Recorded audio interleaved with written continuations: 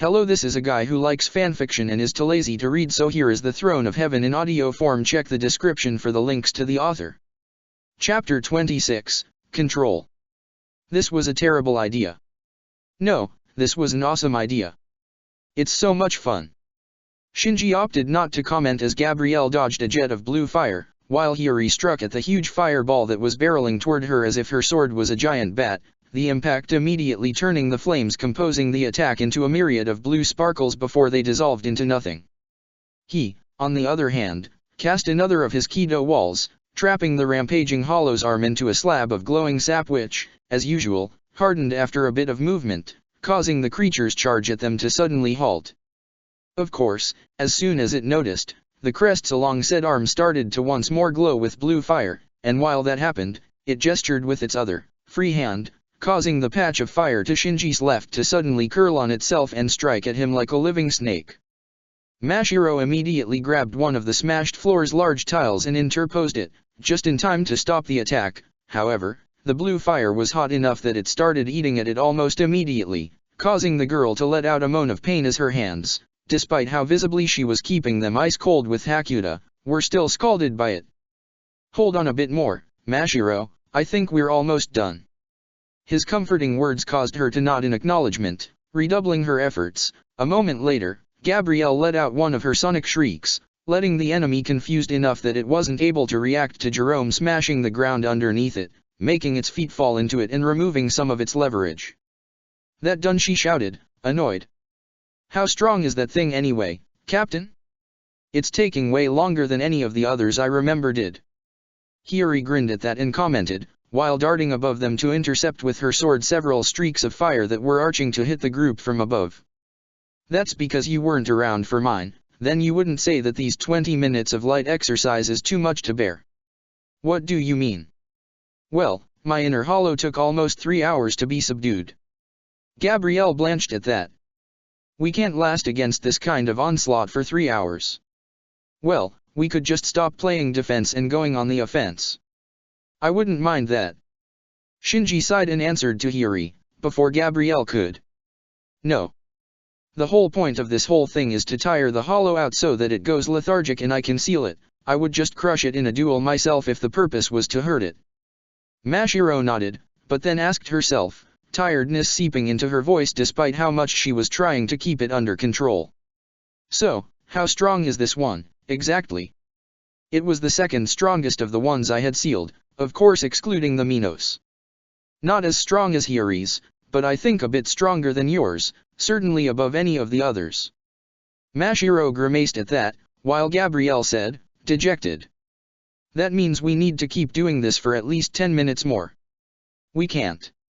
As if sensing weakness, the hollow focused its glowing blue eyes on Shinji's most loudly complaining subordinate, and immediately, all of the blue fire that had spread throughout the room in which they were fighting suddenly lifted from anything else that it was touching, taking to the sky as it reshaped itself in a form resembling flocks of birds, if birds could be made of blue flames, that immediately dive-bombed for Gabrielle.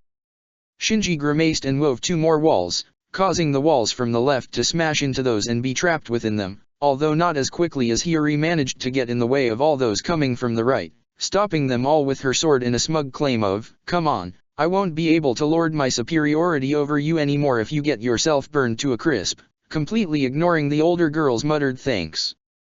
Mashiro, meanwhile, no longer having to hold up a shield against the enemy hollow's attack, grabbed 2 of the broken tiles and darted for the hollow, charging in just at the right place and then slammed them straight over the hollow's head. It took a moment for Shinji to realize why she'd done it. The tile was one of those that had been caved in, so it was just the right size to fit over the hollow's head like an helmet, obscuring its sight of them.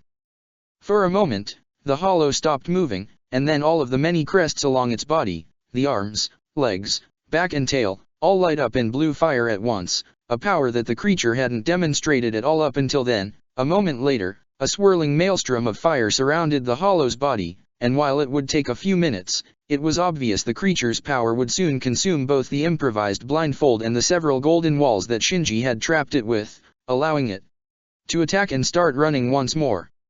However, seeing what it was doing gave Shinji an idea. "Quick, everybody, pile up stuff around it, everything you can, bury it underneath as much of it as we can collect.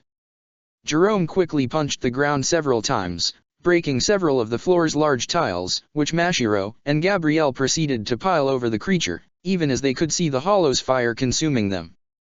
Hiyori landed next to Shinji, glancing at him with her shoulder swung over her shoulder, a certain curiosity on her face. "So, how sure are you that this hostage trading plan will work?" Shinji sighed, and tried to deflect. "Didn't I already told you all that I am fully confident this will work?" "Yeah, and your subordinates might well believe that you're as unshakable as you are. I'm not one of them though. I know all about keeping morale up and all that stuff, and that's what you were doing with them. That's not a problem for me, they can believe whatever they want, but I want to know things as they stand. Maybe I'm not strong enough to best you in a fight yet, but making a fool of me with lies is just not something you're capable of. I know a lot of people think we of the 11th are idiot who don't understand subtlety, but the truth is that we are hunters. We spend most of our time going after tricky creatures in their natural habitat and have to see through all of their obfuscation just to survive. So just tell it to me how it is. What is your true opinion on this whole hostage exchange thing?" "Fine. But you don't tell the others." Hiyori grinned, moving her free hand in a cross over her heart. "They'll only get the truth from me if they can beat me in a fight first." "All right then. No, I don't think that things will go smoothly. We recognize Vizard are just normal people, but would they have the same view toward the girl?" "Didn't you say the boy you fought was a Vizard himself?" "Yes, but I think they'd treat one that I have created differently from one they created themselves. But that is the least of it, really. The big thing is that I fear they'd be willing to sacrifice the girl if it gives them the chance to get me. Whereas we really can't afford to lose Hachigen." Hiyori scoffed at that. "Like you would ever consider letting one of your own people die if you could avoid it. I am actually a captain, you know? I can make sacrifices, when necessary." She punched him in the shoulder at that, which made him wince, even as she answered. "Yeah, but you're the pansiest captain of the pansiest division, the only sacrifice you would make would be your own." Much as the words themselves were dismissive, Shinji would have sworn that she could hear some fondness in the younger Shinigami's voice. She then crossed her arms and continued. "Even if you're right about that, your plan could still work, couldn't it?" "It could, but it'd not be very likely to." "So you're worried, fair enough. And does this worry lead you to figure a backup strategy, in case your main one fails?" Shinji nodded, but it was a somber gesture, and Hiyori clearly didn't like the grimace on his face as he did. "I'm not gonna like it, am I?" "You're not gonna know it, because I'm not telling you. You know enough already." He let out a longer breath, then added, in a somewhat defeated tone. "But no, you won't like it once I've done it." Then, before she could inquire as to the reason why, he advanced toward the place where their opponent's bonfire was dying down. As he did, the creature turned its glowing blue eyes on him, but when it tried to enhance the power of its fire once more, it sputtered instead, and the body started convulsing. Shinji glared at it without pity and said, in as cold a tone as he could manage. "You're feeling it, aren't you? The more you remain in control, the closer you get to destroying your host's body. She dies, you die as well." A low roar came from the hollow, but Shinji knew that it was just rampaging mindlessly. The hollow wasn't really in control, otherwise it would have known that Shinji was bending the truth. A Vizard's hollow could totally take over the host's body permanently, it just need a long time within to synchronize itself perfectly with it first, but by telling it that it wasn't possible, Shinji was basically placing a soft subconscious belief within the hollow's mind that'd help the girl keep it under control. By letting it exhaust itself like they had, it would be much harder for it to overtake the host's will once left free in the future. Which, if the girl was half as reckless as Mashiro had made her out to be, was likely going to happen sooner than later. Of course, much as that would help in the future, he had a better way to control the creature right now. He pulled out the Hujioku, the monster's attention immediately snapping to it, attracted by the innate way the item resonated with hollow power. "So, just go back to sleep inside her, and stop being a bother." Then he let the energy flow, sealing the creature safely within the girl's body. This way, the hollow would no longer be able to take over on its own whenever the girl was weakened or tired, the way it would instead be if it was instead just loosely trapped inside her soul without supervision. It took about half a minute for the process to be completed, but eventually, it was, and the form of the girl collapsed to the ground, back to her normal look and with no mask. Shinji let out a long breath, then gestured to Mashiro, who was closest. "Tie her up, she will take a while to recover from this and wake up, but we don't want her to try and escape when she does. And somebody keep guard. So, I guess I should go leave a message in the park where we fought, like we agreed." Shinji nodded to Hiyori, which caused Gabrielle to frown and ask. "What if they track you back to here and launch a surprise attack on us while we're unprepared?" Hiyori favored her with a look of absolute superiority. "Please, I'm not as clumsy as the rest of you, my job is to hunt without being found out. Out of all of us, I'm the one who was out and about in the town the most, yet I'm also the only one who didn't pick a tail from Shihoin's little minions. I can handle myself, I'll leave the message, then check in a couple days and we can have our little hostage exchange." Shinji nodded, and Hiyori left. As she did, Hiyori focused his eyes on the captured girl, hoping that Mashiro's read of her was correct. If it wasn't, then things were bound to go very wrong for them all. "You want me to help you find a way to control your inner hollow?" Ichigo could see Ishida's incredulity clearly reflected in his face and perceive it through his soul. In addition to how it was clearly audible in his voice, he could understand it, which was why he did more than simply nodding. "Yes. For Rukia's plan to work, I need to have a better control of my inner hollow than I have now. You would be the best judge of that, but I still don't see how I would be able to help with it." "Well, Rukia said you have that puppeteering ability you can use, right? So, I need something that I can use to keep the hollow in check, and that seems like it might just do it." Ishida looked entirely unconvinced, so Ichigo let out a long breath and explained. "When I meditate, I can reach my inner world, and I can use any ability I have within it, as well. If I had some ability to keep the hollow bound, that'd make it easier to control. That's why, when Rukia said you had that kind of power, I thought you could teach me how to use it." The Quincy seemed to take a moment to think matters over, before eventually nodding. "All right, I can see the logic in that, to a small extent. I had no idea that even possible to do something like that, but I suppose that's a Shinigami thing. I, however, am no Shinigami. Surely Rukia could give you some tips on ways to control the inner hollow much better than I could." "I did ask, but she said that she primarily uses Kido, and that I would be unable to learn enough Kido to be useful for this in time. I hoped that learning Quincy tricks would be easier." Ishida looked bemused at that, and his next question made Ichigo grimace. "So why didn't you ask Urahara or Yuriuki to give you a hand? They probably have more experience on the matter. You know why? You don't trust them." "Not with this. Urahara was way too eager to spread this thing to other people for me to be comfortable taking tips from him." Ishida didn't seem surprised at that, merely nodding at it before eventually saying, "I'm willing to try and help, but I warn you, I don't think it'll be much use." Ichigo shrugged at that. He didn't expect any miracles, but he would take any edge he could against the hollow. Even just the thought of having to meet with the creature again sent a shiver down his spine, and he feared what might happen if he lost control to it mid-battle and ruined the plan.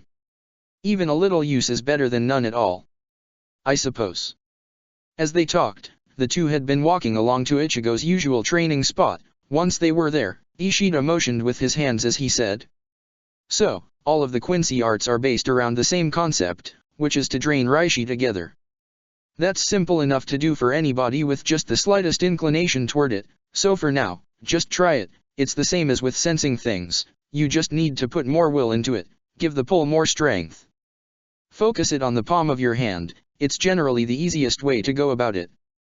Ichigo nodded, mentally adding to himself that Ishida obviously meant the Quincy method for sensing spiritual things, not the Shinigami or Fullbringer ones, and once he focused, he realized almost immediately what he needed to do. A moment later, a small, sparkling mote of light, barely larger than a coin, was formed in the palm of his hands. He went to speak, then frowned as he realized that, the moment he did, the spark had started to decompose. It seemed he needed to keep constant focus on it to keep the small construct together.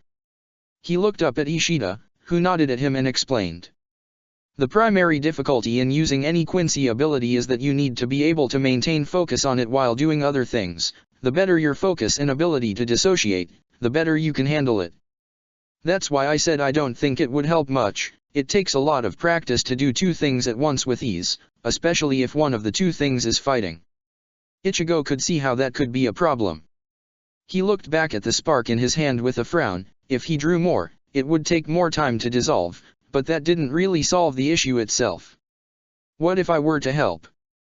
That left Ichigo even more confused, since he doubted Zanpakuto had any ability to draw on Reishi, but when Sode no Shirayuki answered him, there was a certain sense of superiority in her voice. Of course not, but I could control your body for you while you focus. I've done it before, remember? You just need to trust me with directing your movements. Ichigo blinked. He'd not even considered the possibility, but now that she mentioned it, it felt obvious. He nodded, stopping concentrating on the spark for a moment to draw and release the sword. Then, he focused on collecting Reishi again, and in a few moments he had a growing spark in his left hand, while letting go of the rest of his body, relaxing completely. For a moment, he felt like he was about to fall down, but then his body stiffened. Even though he himself wasn't controlling it, it was weird to see his right hand take a couple experimental swing while he wasn't ordering it to move at all. Still, overall he couldn't deny that it had been a success. The spark in his hand was still growing in size, now about the size of a gold ball, and while Sode no Shirayuki clearly was having trouble fully controlling his movements, he was confident they could manage this with some practice. Ishida was looking stunned, and Ichigo couldn't help the feeling of accomplishment. Sode no Shirayuki reacted to his intention by moving his lips for him, first into a grin and then to speak what he would have wanted to, so that he could keep as much focus as possible. I think I can somewhat fake the control for this. That caused Ishida to go from surprised to a more thoughtful frown. Faking it? So you haven't actually developed the proper control that took me 3 years to get down in a handful of seconds then? How are you doing it? I'm not controlling my body. My Zanpakuto is. That way, I can keep almost all of my focus on this. Ishida considered this for a moment before nodding. I suppose no Shinigami ever had any reason to try and use Quincy arts, and no Quincy before you ever had a Zanpakuto. It's weird, but I suppose if you can make it work for you, that's what matters. Yeah. So, can you teach me how to do your puppeteering stuff then? Ishida frowned, then let out a long breath. It's quite more complicated than that. While each of the 6 Quincy arts is based upon the concept of collecting Reishi in a place, each of them is also the expression of a different facet of it, a different approach to how the ability is used. The puppeteering technique is probably the most complex and hardest to use. Even with your trick, I doubt you'll feasibly manage to learn enough about it in the time you have. Ichigo's lack of understanding must have been clear on his face, because Ishida went on. It's probably more easily understood if you try it for yourself. I had you focus the Reishi you have collected on your palm, try to drag it inside yourself, in your veins. Ichigo did, and almost immediately, the spark disappeared, while a web of blue light appeared just under his skin. Even though Ichigo himself had no control of the body right now, he could feel the hand becoming just slightly heavier, while at the same time the sensation of air on his skin was dulled. He could tell that this was the same durability technique Ishida used to protect himself, just applied to only a small section of his body. That's called blood, and is a defensive technique, based upon collecting Reishi inside your body and manipulating it while it's inside. You need some serious control when using it, or it can poison your body. Ichigo stopped drawing the Reishi then, which caused it to leave his body immediately, and collected it back into a sphere over his hand, trying his best to see how much he could collect and keep there, even as he commented. Who is it that named the technique just blood? I'm not the one who gave it the name. While Risotenge and Hirin-kyoku were developed here in Japan, most of the oldest Quincy technique were developed in Europe. Speaking of which, now try to shape the Reishi in your hand. How'd I do that? You need to pull different part of it in different directions, until it takes the shape you want to. A flat disc is probably the easiest shape to get. You can achieve it by drawing Reishi in 2 opposite directions. Ichigo focused, and immediately found that his concentration was being taxed to its limit. He managed to get the energy to take the flat, disc-like shape, and with a bit of extra pull to make it into a more oval shape, Seeing this, Ishida nodded and said, "If you had a third pull point in the center, and stretch the other two as far away from each other as you can, it should take the shape of a line." That made him frown, and he could feel the sweat forming on his forehead from the effort. Still, after a few minutes, he managed to get something that vaguely resembled a string, if a very hard and unyielding one. Ishida let out a small, amused smile at the sight, then said, "That's the basic of Reishi manipulation outside your body. The shaping itself is the same for each of the 4 Quincy arts who focus on that, but each art is based on a specific aspect of it. Riso Tenge, the one you want me to teach you. That's the one that is focused more than any other on reshaping things on the fly. How does that helps with puppeteering people? By crafting a lot of strings to attach to somebody, and forcing them to move like a puppet could, which, of course, it's much easier to do with those who aren't resisting it, and in either case, it requires a lot of ability in shifting strings from soft like rope to hard like steel and back again, for every individual string, as needed." Ichigo blanched as he realized what all that meant. If he had been shaping the string by moving around the different attraction points that were used to create a Reishi item, that meant there was only a possible way to do the kind of manipulation Ishida was speaking of. "I would need to create a ton of different attraction points and constantly alter them in real time, wouldn't I?" "Correct. It requires a lot of experience and practice to really gauge what sort of combination you need to achieve a certain result. But that's true of all the Quincy arts. Heirin Kyoku is about manipulating the way different Reishi constructs interact with each other in a dynamic manner. Heilig Feel is about controlling the physical states of the Reishi and having it shift between them as required, and Kirchenlight is about creating permanent drawing points that can sustain themselves and use them to permanently manipulate the environment. You can't really rush it." Ichigo couldn't help but feel a bit dejected at that. He didn't even have in it to ask Ishida what the 6th art that he'd not mentioned was, because he doubted it'd be any easier than the others to use. Overall, he couldn't really do much with this, certainly not what he'd hoped for. Ishida seemed to sense his annoyance, for there was just a hint of apology in his voice as he said, "You think this whole thing was just a waste of time, don't you? Knowledge is never wasteful." Ichigo startled a bit at Sode no Shirayuki's comment, but then something suddenly crystallized in his mind, and he dismissed the construct he'd been holding, taking back control of his body as he said, the renewed confidence he was feeling shining through in his voice as well. "It wasn't. It might not be what I hoped for, that's true, but it will help in another way." Ishida looked intrigued at that. "Really? How would being able to create only the crudest of Reishi items be of any use? You said it yourself, I'm the first quickie to ever have a Zanpakuto lending them a hand. What I can do with it might not be much on its own, but I won't be using it on its own." He pat Ishida on the shoulder and offered a brief, "Thanks for the help," the other boy looking surprised for a moment before eventually answering, with his usual smirk. "Well, I guess that just goes to show that even at their weakest, Quincy aren't useless when compared to a Shinigami, doesn't it?" Ichigo returned the smirk with one of his own. "Yeah. I might only have a couple of days to prepare what I have in mind and test it to make sure it works, but if it does, I really think I might have a good chance to keep the hollow in check." One thing was for sure, Ichigo would not let himself fail this time. Tatsuki, and everybody else, was counting on him. Grand Fisher glared at Tsukishima when the Shinigami showed up with a scowl on his face. The hollow knew why the Shinigami was unhappy, but he wasn't going to take responsibility for something that wasn't his fault. "You failed. That's only because we didn't know what we were up against, and that's your fault. You're supposed to be the one supplying us with information on the enemy's capabilities. Your plan called for a distraction to keep the Shinigami occupied while we closed in on a wounded and defenseless Hiriko to steal the Hujiaku, and I even managed to find and lure Aminos to the proper location. That wasn't easy. I had to sacrifice a good deal of my forces as bait to achieve it, and you can't tell me that there's anything that'd be a bigger distraction than Aminos. And yet clearly it wasn't a good enough distraction, seeing as despite it being there, you still failed to get somebody close enough to take the Hujiaku from a man who somebody else had defeated for you. That's only because almost all of the skilled infiltrators I mixed in between all the rabble were caught in some sort of wide-scale trap, and the rest of them were pulverized by the captain that was supposed to be going after the very man we had to defeat. You assured me a big enough distraction would keep her away from him, but it didn't work at all. And without the trap, maybe one at least would have succeeded.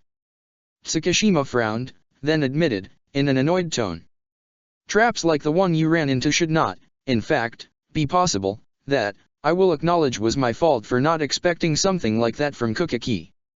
But the Minos not being enough of a distraction was because of forces completely outside of my ability to predict. When you saw that it wasn't working as intended, you should have come up with something else. Grand Fisher readied himself for a reply, but the Shinigami raised his hand to stop him and continued, his tone serious. Anyway, it doesn't matter. We've another opportunity, and this time you will be there personally, and ensure things don't go sideways again. Are you sure about that? I thought that secrecy was of paramount importance, to avoid anybody noticing that there was a third party in play. In fact, I would say that managing to make it seem like the Minos was there due to the Vizard losing control of it rather than due to our own actions was a pretty big success on my part. Tsukishima didn't contest that, which Grand Fisher couldn't help but feel a certain satisfaction about. It was rare to get the Shinigami to recognize his own faults. However, the man recovered quickly as he said, that might be so, but new circumstances require that this time, you be there on the battlefield. What circumstances? First of all, the Shinigami girl, Kukaki Rukia. No matter what, she is to survive. If you were to fail, her being alive is a crucial step of our backup plan to still acquire the Hujioku.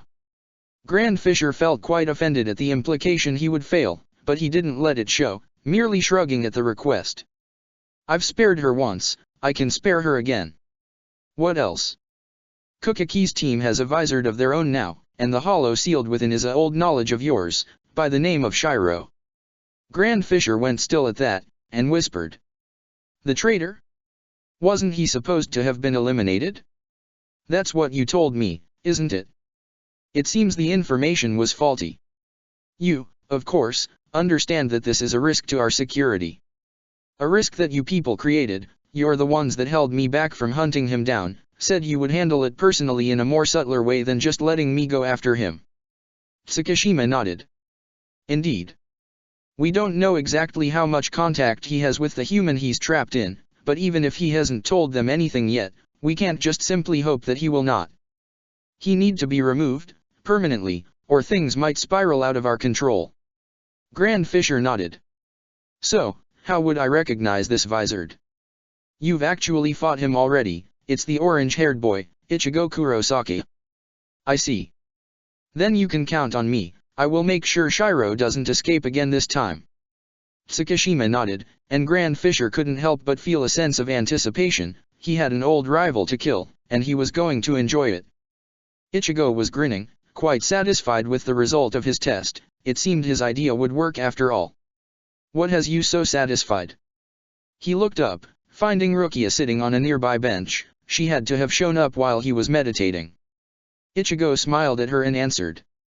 Well, I think I've found a way to make sure I can play my role in the plan correctly. Rukia smiled back at those words. That's good to know, because we have an answer from Hiriko's group. They've given us a meeting place and a time. Ichigo straightened at that, suddenly refocusing on Rukia. So when is it? In a very cliché move, tomorrow at midnight. Are you ready? Ichigo didn't trust himself to speak, merely nodding as he closed his fist. He would save Tatsuki, no matter what. Chapter 27, Vizard. I hope everything goes well. Ichigo watched Orim's fidgeting form right next to him. He could understand her tension, while he wasn't expressing it in her same way. He knew that his grip of Sode no Shirayuki was tighter than usual. He took a long breath, then placed a hand on his friend's shoulder and said her, in as reassuring tone as he could manage. Don't worry, we're gonna save Tatsuki together.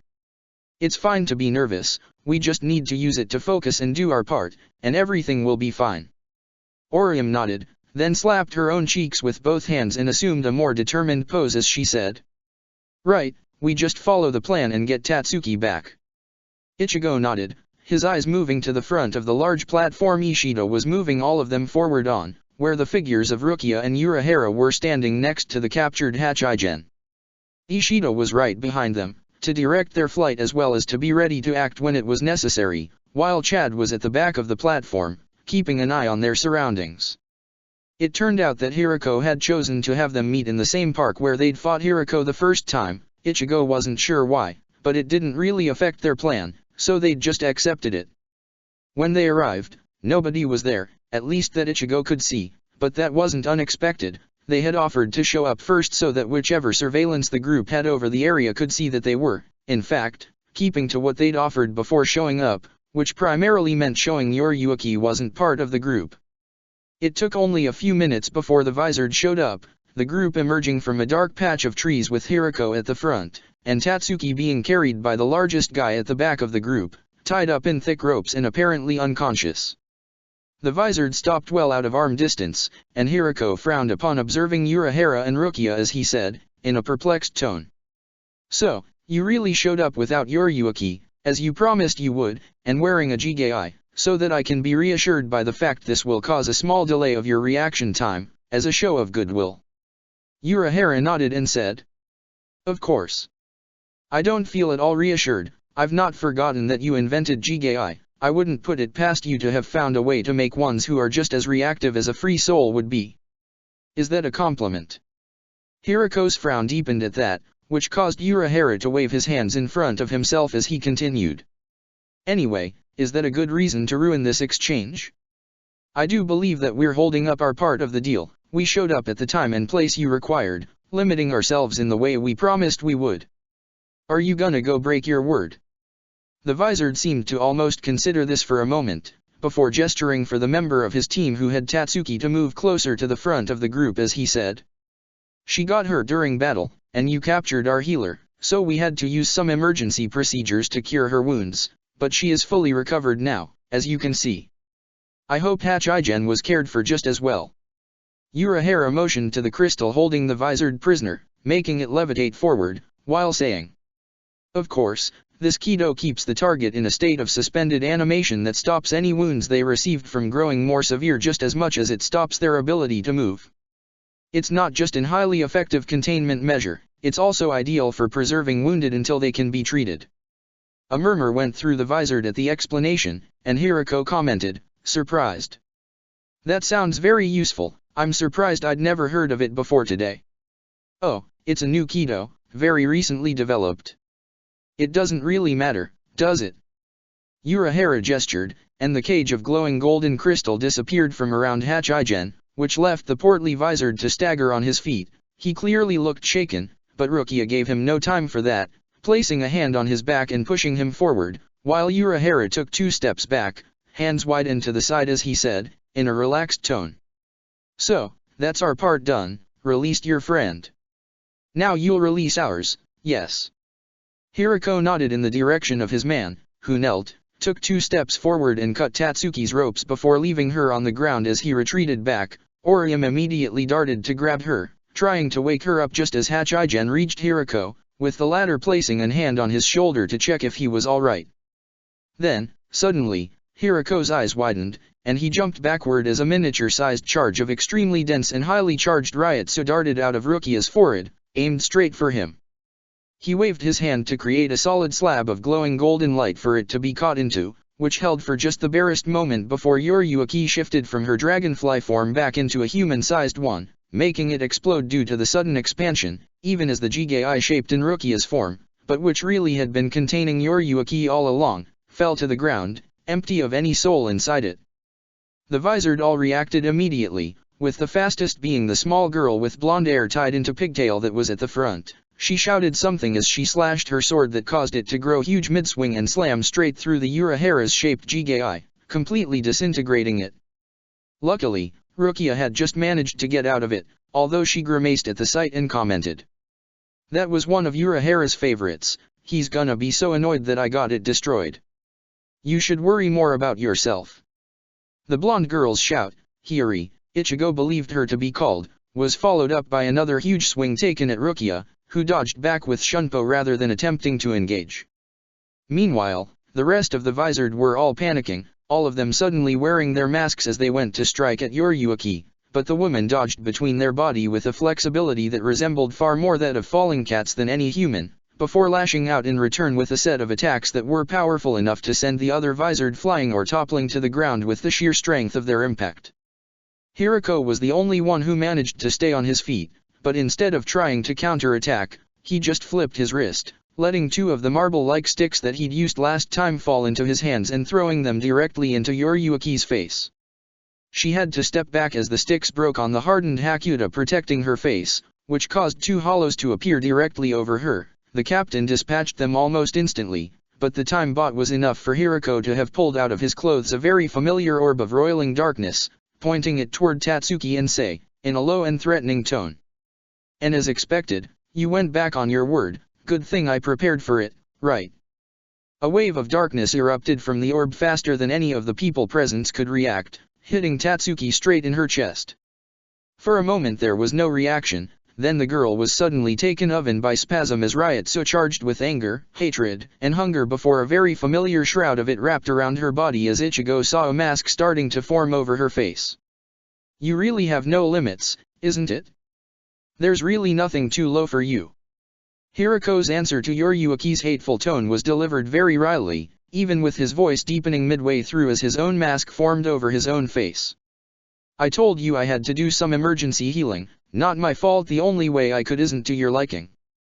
Similar masks started to appear on the faces of the other visored as well, and Ichigo was left frozen for a moment. This was supposed to be the moment where he charged in, according to the plan, but the plan had not included the possibility of Tatsuki having been turned in a visored, before Orium let out a scream that had him darting toward her, as he realized that jets of blue flames had just started pouring out of Tatsuki's transformed form and invested his other friend at point-blank range, before she could raise her shields to protect herself. As he ran, he sensed Yuri charging at his back to stop him, but then the blonde girl had to turn to stop a counter-attack from Ishida, allowing Ichigo to reach Tatsuki and Orium. As he did, he had to avoid the ever-growing waves of blue flames. It almost seemed as if whichever hollow was controlling Tatsuki's body had no limit to how much it could throw out, and he called upon Sode no Shirayuki, freezing the big walls of fire with a slash through it as he reached for Orium, who was laying on the ground insensate with large portions of her skin burned and even some flames still on her that he smothered with his Zanpakuto's power as soon as he was close enough to do it. The hollow's cold blue gaze focused on him as he dashed in, and then suddenly the fire started to coalesce. Even as it didn't seem capable of actually melting the ice, there was just so much of it being added on an ever larger wave that building a wall to keep it at bay was impossible.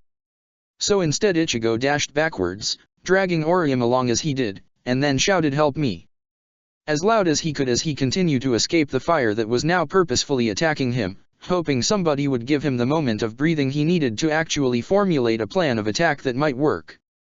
He had expected perhaps Chad to distract the hollow possessing Tatsuki with a blast, or Rukia with a Kido, but instead a pyramid of light arose all around him, and as he looked back down at Orium's charred form, he realized she seemed to be muttering something in between spasms of pain. He couldn't make out the words, but then one of the two Orium's fairies that wasn't holding up their new shelter said, in a serious tone, "She's saying that we are to help you save her friend, however we can. She won't be able to direct us, and even the healing power we have here will take time to make her recover." That surprise attack almost killed her. Ichigo felt as if his stomach was being filled with lead at those words. The idea Orium could potentially have died if he'd been even a moment slower was haunting, and he couldn't even imagine how Tatsuki would have felt if she learned she'd caused their friend's death, even unintentionally.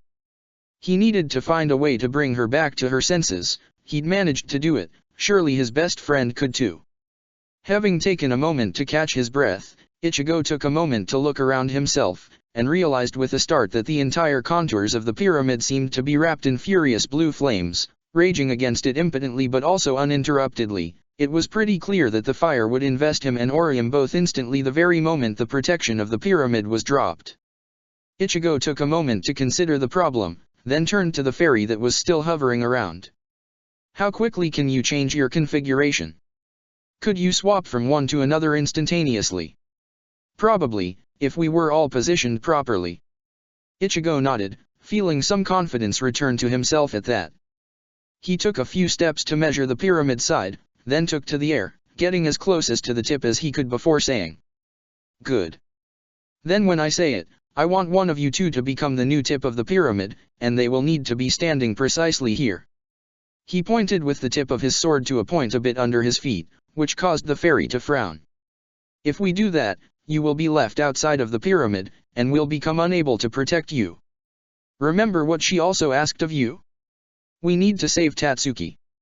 And you don't need to worry about me, I know what I'm doing, and scary as those flames look, I can take it.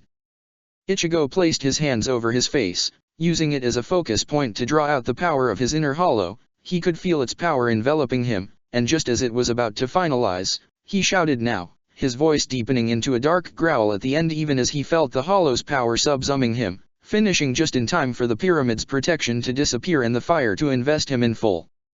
The hollow was in control, but this time, Ichigo was fully aware of what was going on. It was a weird experience, feeling his body move without his own input, but with the training he'd done alongside Sode no Shirayuki to practice Ishida's Quincy lessons, it was something he was somewhat prepared for. The hollow now controlling his body, however, seemed to have troubles of his own. As the moment it gained control, it started to fall down, clearly unable to use Shunpo on its own. However, it seemed to have a great sense of balance, as when it landed on the inclined surface of the pyramid's side, it managed to keep itself standing on it, at least long enough to have the leverage to dart away from it with a sudden burst of acceleration whose origin Ichigo wasn't fully sure of. The fact he was on fire throughout the whole process was worrisome, but his regeneration seemed to be taking care of it for now, and once he was out of the cloud of blue fire, the hollow seemed to be pushed in midair from multiple directions for a moment, almost hovering in midair for a fragment of a second as a result and, most importantly, putting all the fires on his body out. Ichigo realized how the hollow had done it, emitting Ryotsu from all over his body at once, and when the hollow dashed down again, it was by pulsing out the Ryotsu from a place at once. That was when Ichigo realized that Tatsuki was ignoring him, apparently still focused on attacking Orium's pyramid, and the hollow directed his body to ignore Tatsuki entirely, instead seeming more interested in dashing in the place where Yoryuki was fighting the Vizard. He could feel the burning desire for getting revenge against Hirako in the hollow's mind clear as day. Ichigo wasn't going to let that stand, however. Yoryuki wasn't fighting alone. Chad was supporting her with energy blasts so that Hirako's followers couldn't give him the numerical advantage without which Ichigo already knew he couldn't keep up with her, while Rukia was using her Kido to take down the dozen or so hollows Hirako had thrown around as a distraction. They didn't need Ichigo's help yet, especially since the plan hinged on him and Ishida being able to operate in tandem, and Ishida was currently still occupied fighting Hiyori, whereas Tatsuki and Orium both needed help now, in different ways, and he was the only one who could provide it. He let his intention resonate clear and strong to the hollow, a call of, "Stop this right now, I need to save my friend first," but all that he got back for that was his inner's hollow mocking laughter. The creature clearly had no interest in doing what Ichigo wanted it to. Thus, Ichigo called upon Sode no Shirayuki, and as soon as she told him "I'm ready," he focused himself, and called all the Reishi he could to surround his own body. Since he had no need to control his own body at the same time, Ichigo could truly focus on the objective, as he weaved a cocoon of Reishi around himself. It was a rough and graceless construction that had no real definite shape, but then, all that Ichigo needed of it was to surround his body. As soon as it did, Sode no Shirayuki flooded it with the power of her Shikai. Since with the hollow in control, she was free to use her own power as well, and immediately the Reishi surrounding him was frozen, completely immobilizing Ichigo in place. What's going on? Ichigo let his tone be as hard as he could inside his mind as he let the hollow feel the sheer contempt he had for the beast, stating, "What's going on is that you're not the one in control here, monster. Either you do what I want you to, or you do nothing at all," while Sode no Shirayuki repeated it in synchronous, giving his voice a echoing, cold quality to it that made the message even stronger. The hollow, of course, wasn't all that willing to accept that, and started to trash into his prison, its powerful strength spreading cracks through it, but working together, Ichigo and his Zanpakuto were capable of refilling any opening and constantly toughening it. When, despite the futility of its efforts, the hollow didn't seem willing to give up, Ichigo let his rage be felt to it as he created a scalper just in front of his face and did the equivalent of coldly whispering, "I can put you back in your cage with a thaw, so if you don't want me to, just start helping now." Ichigo could feel it in the hollow's soul as it grudgingly accepted his condition before it actually vocalized it with a very annoyed sounding "alright," and as soon as Ichigo and Sode no Shirayuki let it free, it once again burst forward, but this time slammed straight into the hollow, sending it crashing to the ground. As they both recovered from the impact, Ichigo had a moment to take in the monstrous form Tatsuki had taken. Her body was still somewhat humanoid and feminine, but it was covered in a mix of dark blue and black scales, and she had a long, thick, and similarly scaly tail, which combined with her hunched posture, made her look like some form of lizard. She also had spiked crests along her spine and tail, as well as the external side of her arms and legs, while the mask was thin and oblong, tapering in a sharp tip that was halfway between a beak and a horn. And just to complete the image, the monster hissed at Ichigo, before the crests over its body started to glow blue, leaving off white smoke as they heated up before blue flames erupted out of them. Ichigo's inner hollow pushed his body forward before the stream of flames could really get started, punching straight into the enemy twice. The attacks hit, and from the flailing of the target, managed to hurt her even through the armor of scales. But while the jet of fire didn't hit directly, indeed they were sent wide, Ichigo felt them suddenly changing path in midair behind himself, even if he couldn't see them directly, and warned the hollow, who jumped out of the way just in time to avoid multiple spears of fire from striking it in the back. Despite the miss, the fire continued to move, wrapping itself around the lizard hollow, who straightened to a standing position, combined with what looked like a dress of living flames forming around it, flowing and billowing against the wind. The hollow didn't look so beastly anymore, instead like some sort of monstrous imperial princess. Ichigo's inner hollow chuckled at that, dark amusement in its voice. It was a trick, wasn't it? You didn't regress to bestiality, you're actually fully in control of your host. The answering voice was haughty, and while still carrying the dark tone all hollows Ichigo had met, it felt far more controlled, even as occasional cracks like sizzling coals could be heard underneath its disdainful, haughty tone. Did you think a silly little human could tame a true hollow? Such a pathetic creature you are. Now burn. No gesture followed those words, but a tornado of blue flames suddenly surrounded Ichigo's body, circling ever closer to it. Twice the hollow commanding Ichigo's body tried to charge through, but both times, just as he was about to, the lizard-like hollow slammed into him, sending him back inside, as the flames grew ever closer. After a third failed attempt, Ichigo could feel the rage of his inner hollow growing to a boiling point, and he realized it was charging a zero inside a closed fist. Before it could, Ichigo immediately called a sphere of Reishi to cage it, Sode no Shirayuki freezing it a moment later, forcing the hollow to disperse it with a growl. What are you doing? First you ask me to fight, then you stop me. Ichigo's didn't let the monster's rage stop him, countering with his own as his inner voice spelled, "We're not killing Tatsuki, we're defeating the hollow to save her," in as hard and cold a tone as he could muster. The hollow, however, didn't seem to care as he answered with similar heat to before. "She'll destroy you too if you don't let me use all I have, I need to get serious to get out of the fire." Ichigo's answer of, "Just avoid her, take to the air and go overhead then," was met with a long, drawn-out silence, until finally Ichigo realized, "You can't, isn't it?" to which the hollow had no answer. Of course, it made perfect sense. Ichigo knew how to use Shinigami powers, but why would his inner hollow have ever paid attention when he was learning them? Which suddenly gave him an idea. Sode no Shirayuki seemed to catch up immediately to what he was thinking, but the hollow didn't. Ichigo guessed the creature just wasn't used to interacting with other souls through a spiritual connection like this, whereas the Zanpakuto was built to be able to do it. Thus, Ichigo spelled it out for it, the words, "Pass out control to me then," almost singing with his determination. Even as the blue fire surrounding their shared body was now close enough that every movement resulted in being burned, the hollow hesitated. It tried to object that, "I can use my own power better," but Ichigo's counter was loud and commanding, "I can use everything else, and if Sode no Shirayuki doesn't have to hold you back from stealing control of my body, her powers will be on the table too," and that was enough. Apparently even the monster itself realizing that ice powers could just be the thing to fight fire with. As soon as he had control of his body back, Ichigo didn't even wait, drawing the already released Zanpakuto from its sheath where the hollow had shoved it once it gotten control, and darted upwards with a fast-paced shunpo, slashing at the same time.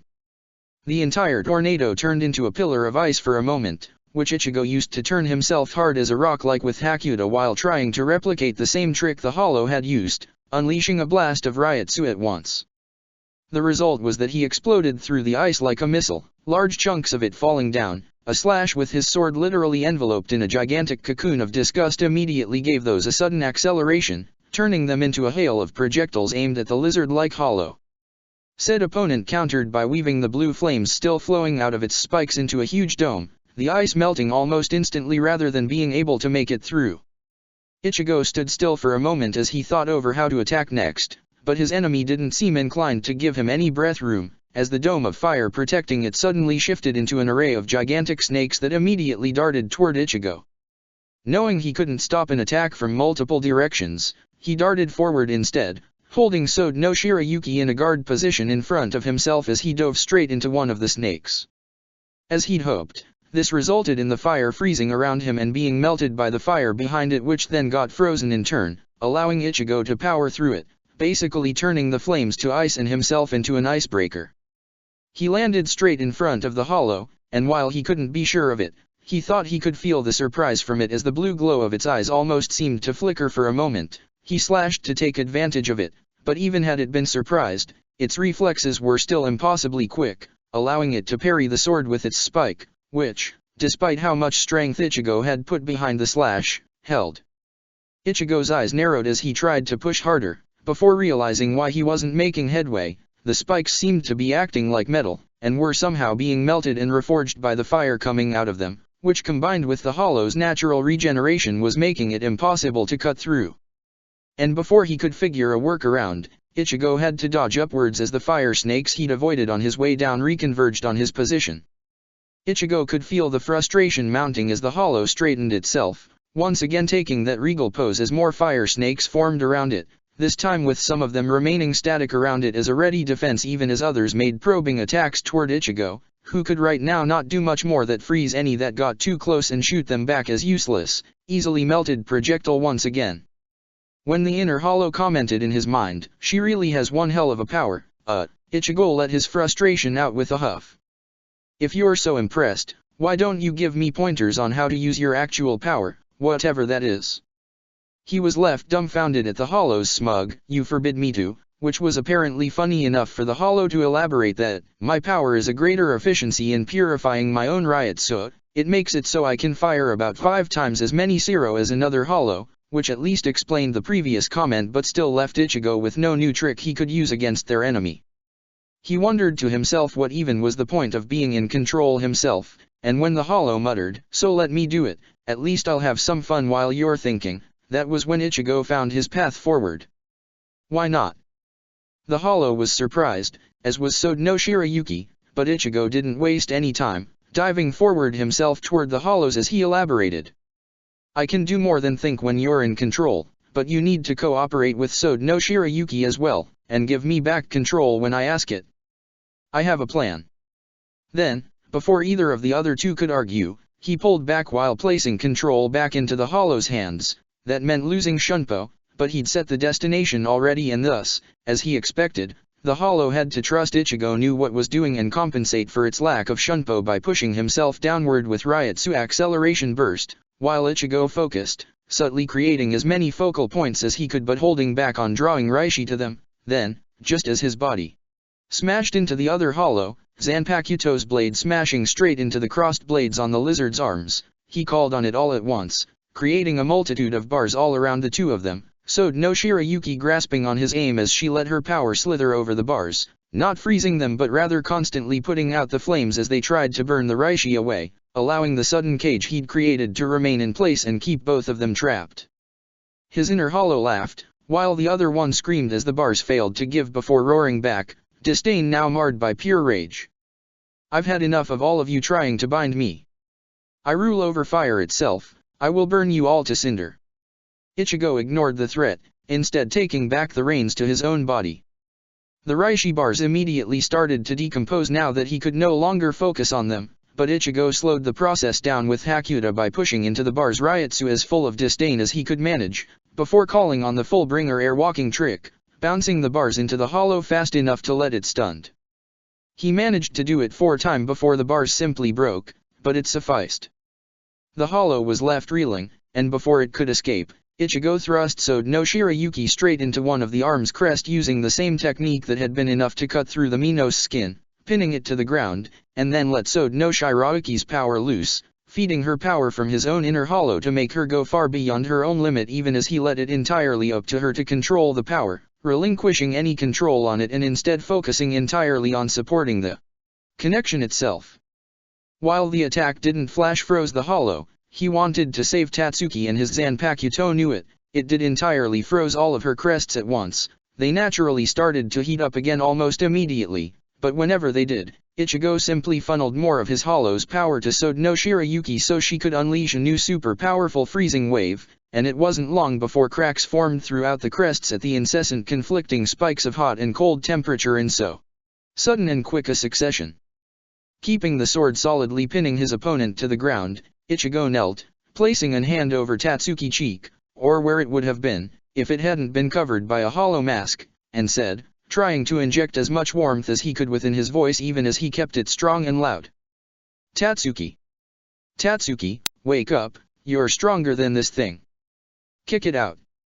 The hollow, already in pain, was taken by a sudden spasms, its eyes flickering for a moment as it mouthed, voice trembling for a moment. Ichigo? I dash. Then another scream ripped from her mouth, and the voice regained its haughty tone as it shouted. I won't let it. I'm no slave to humans, my will shall not be subsumed. Ichigo didn't let that deter him, smacking the creature on the cheek before shouting again. Tatsuki, I know you can hear me. You can break free, I believe in you. There was another series of spasms that shook her body, and once again it was the hollow who spoke back, the haughty tones totally abandoned now for something far more frantic. I won't surrender.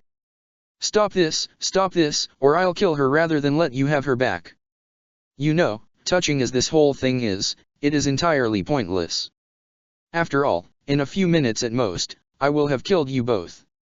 Ichigo's eyes widened as he turned, watching at the large, familiar hollow with the huge mask and green-furred body, its wide grin and red eyes looking quite hateful as they locked onto him. Ichigo could feel even his inner hollow showing some growing dread at the enemy. Still, Ichigo told himself that he'd beaten the creature before, so he straightened and said, threatening. Are you back to let me avenge my mother, Grand Fisher? I thought you learned your lesson. The creature let out a low, dark chuckle as its tentacle extended, sprouting out 4 copies of his mom. Ichigo steeled himself for another psychological battle, except that then the copies suddenly morphed, changing into perfect replicas of Grand Fisher himself. Which then, on their own, each produced 4 more copies, which repeated the process again. Ichigo could feel his fear suddenly spiking, as the hollow laughter became a booming, haunting thing before it finally spoke, his voice coming from so many places at once that, even as a whisper, it was almost deafening.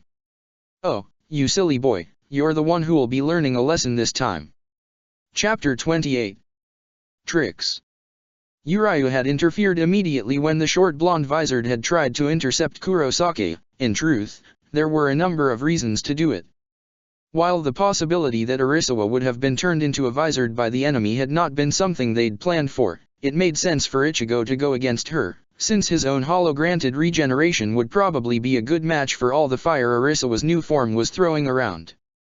Furthermore, the small visored had completely pulverized the Urahara-looking Jigai with her strike, despite not having anywhere near enough strength behind the attack to warrant such an effect, which suggested a disintegration ability of some sort to be attached to her huge sword. Which Urayu would be the best suited to counterattack, since he could fight from range, not to mention their plan depended on the Rukia-looking Jigai that Urayuki had been hiding into to remain intact. Urayu sneaked a glance to it, and had to held back from smiling as he saw that Rukia had been quick on the uptake, as expected from her, really. She'd ensured that one of the many barrier spells she'd thrown around to stop Hiriko's decoy hollows was covering the Jigai protectively, inconspicuously shielding it from accidental damage without attracting undue attention, given that there were a dozen or so of similar barriers scattered about. It wasn't Urayu's habit to think positively about any Shinigami, but he couldn't help but respect the girl for her combination of smarts and idealism. Still, as he focused on his opponent, he knew that all of Rukia's precautions would be useless if a stray hit destroyed the Jigai, not to mention that he, too, was a crucial element of the plan, so he needed to be in a condition to act when the time to spring it come. Which, eyeing the bloodthirsty grin his opponent was sporting as she slung her huge sword over her shoulder as if it weighted nothing, was not a sure thing either. The girl made a come here gesture with her free hand even as she said, sounding almost eager. You're Uriu Ishida, right? The Quincy who took down Gab and Jerome? Please tell me you're one of those Med Quincy that fight in close quarters. I've only ever fought the one, every other Quincy I've ever killed was an annoying snipery bastard, but that one was a lot of fun, for however long he lasted. Uriah was about to answer, then paused when what she'd actually said struck him and asked, trying to remain as stoic as he could. You said you killed Quincy. Of course. No matter what some people might say, if it's not to the death it isn't really a fight, it's just training. Why do you ask? It is merely that something Sato said made me believe you would be a different type of person. That caused her face to light up with a happy grin. Oh, the wind guy. Now that was a man worth fighting. He complimented me. Uriah frowned, this conversation was not going in any way he'd expected it to.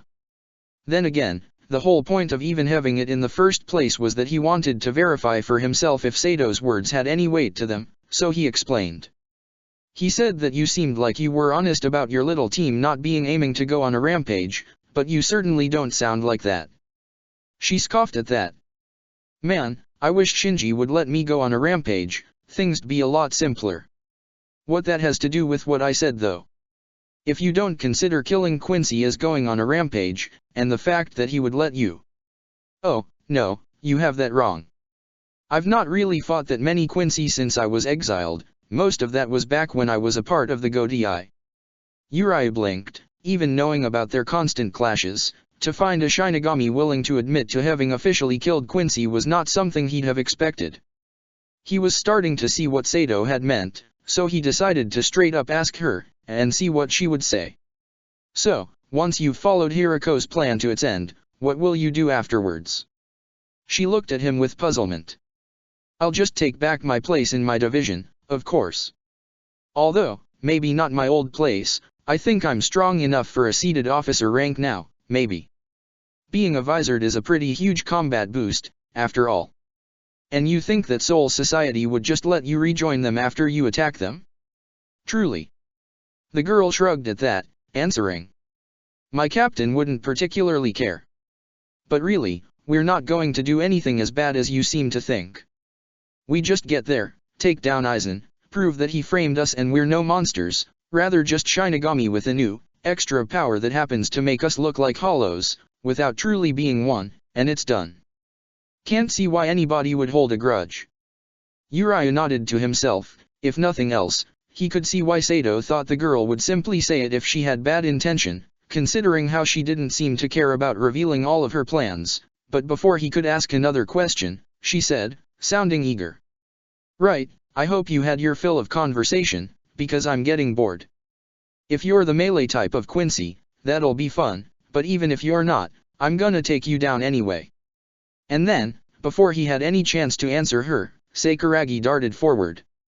Luckily, fast as she was no match for his Hirenkyaku, so he quickly slid out of the way while firing out a few arrows, which she intercepted with her sword, causing them to dissolve on impact while causing absolutely no damage. Uriah frowned as this repeated 2 or 3 times. It was exceedingly easy for him to circle around her and avoid ever getting in her range, but he was delivering no damage at all, which wasn't very productive to taking Sakuragi down. And until he defeated her, he couldn't really move to help Ichigo, much less go play his part in capturing Hiriko Shinji. And he could see that he wasn't the only one who was unsatisfied with the way their little duel was going. Sakuragi herself had a clearly annoyed expression on her face, until finally she stopped and shouted, anger in her voice. Will you stop doing that? Come on, you're acting like one of those cowardly Quincy who keep sniping away from a distance. I expected better from Sato's friend. Uriah frowned, then went on a hunch, hoping he'd read her personality correctly as he haughtily answered. I would say that it is hardly my fault your attacks cannot reach me. This is a real fight, after all, isn't it? To handicap myself so you could have more fun would be demeaning to us both, and make the exercise pointless. Apparently he had, for she seemed shocked for a moment before answering with a bloodthirsty smile. Oh, is that a challenge? Well then, maybe it's time I show you what I can do then. And then, in the blink of an eye, a one-horned hollow mask appeared on her face as she darted forward, and just as he changed direction, she used the sudden burst of speed Uriah had come to associate with Vizard by now, except in her case the increase in acceleration was about 4 times what he'd seen from the other two he'd fought. Still, it wasn't enough to allow her to reach him, or wouldn't have been, if she'd not thrown her sword at the last moment.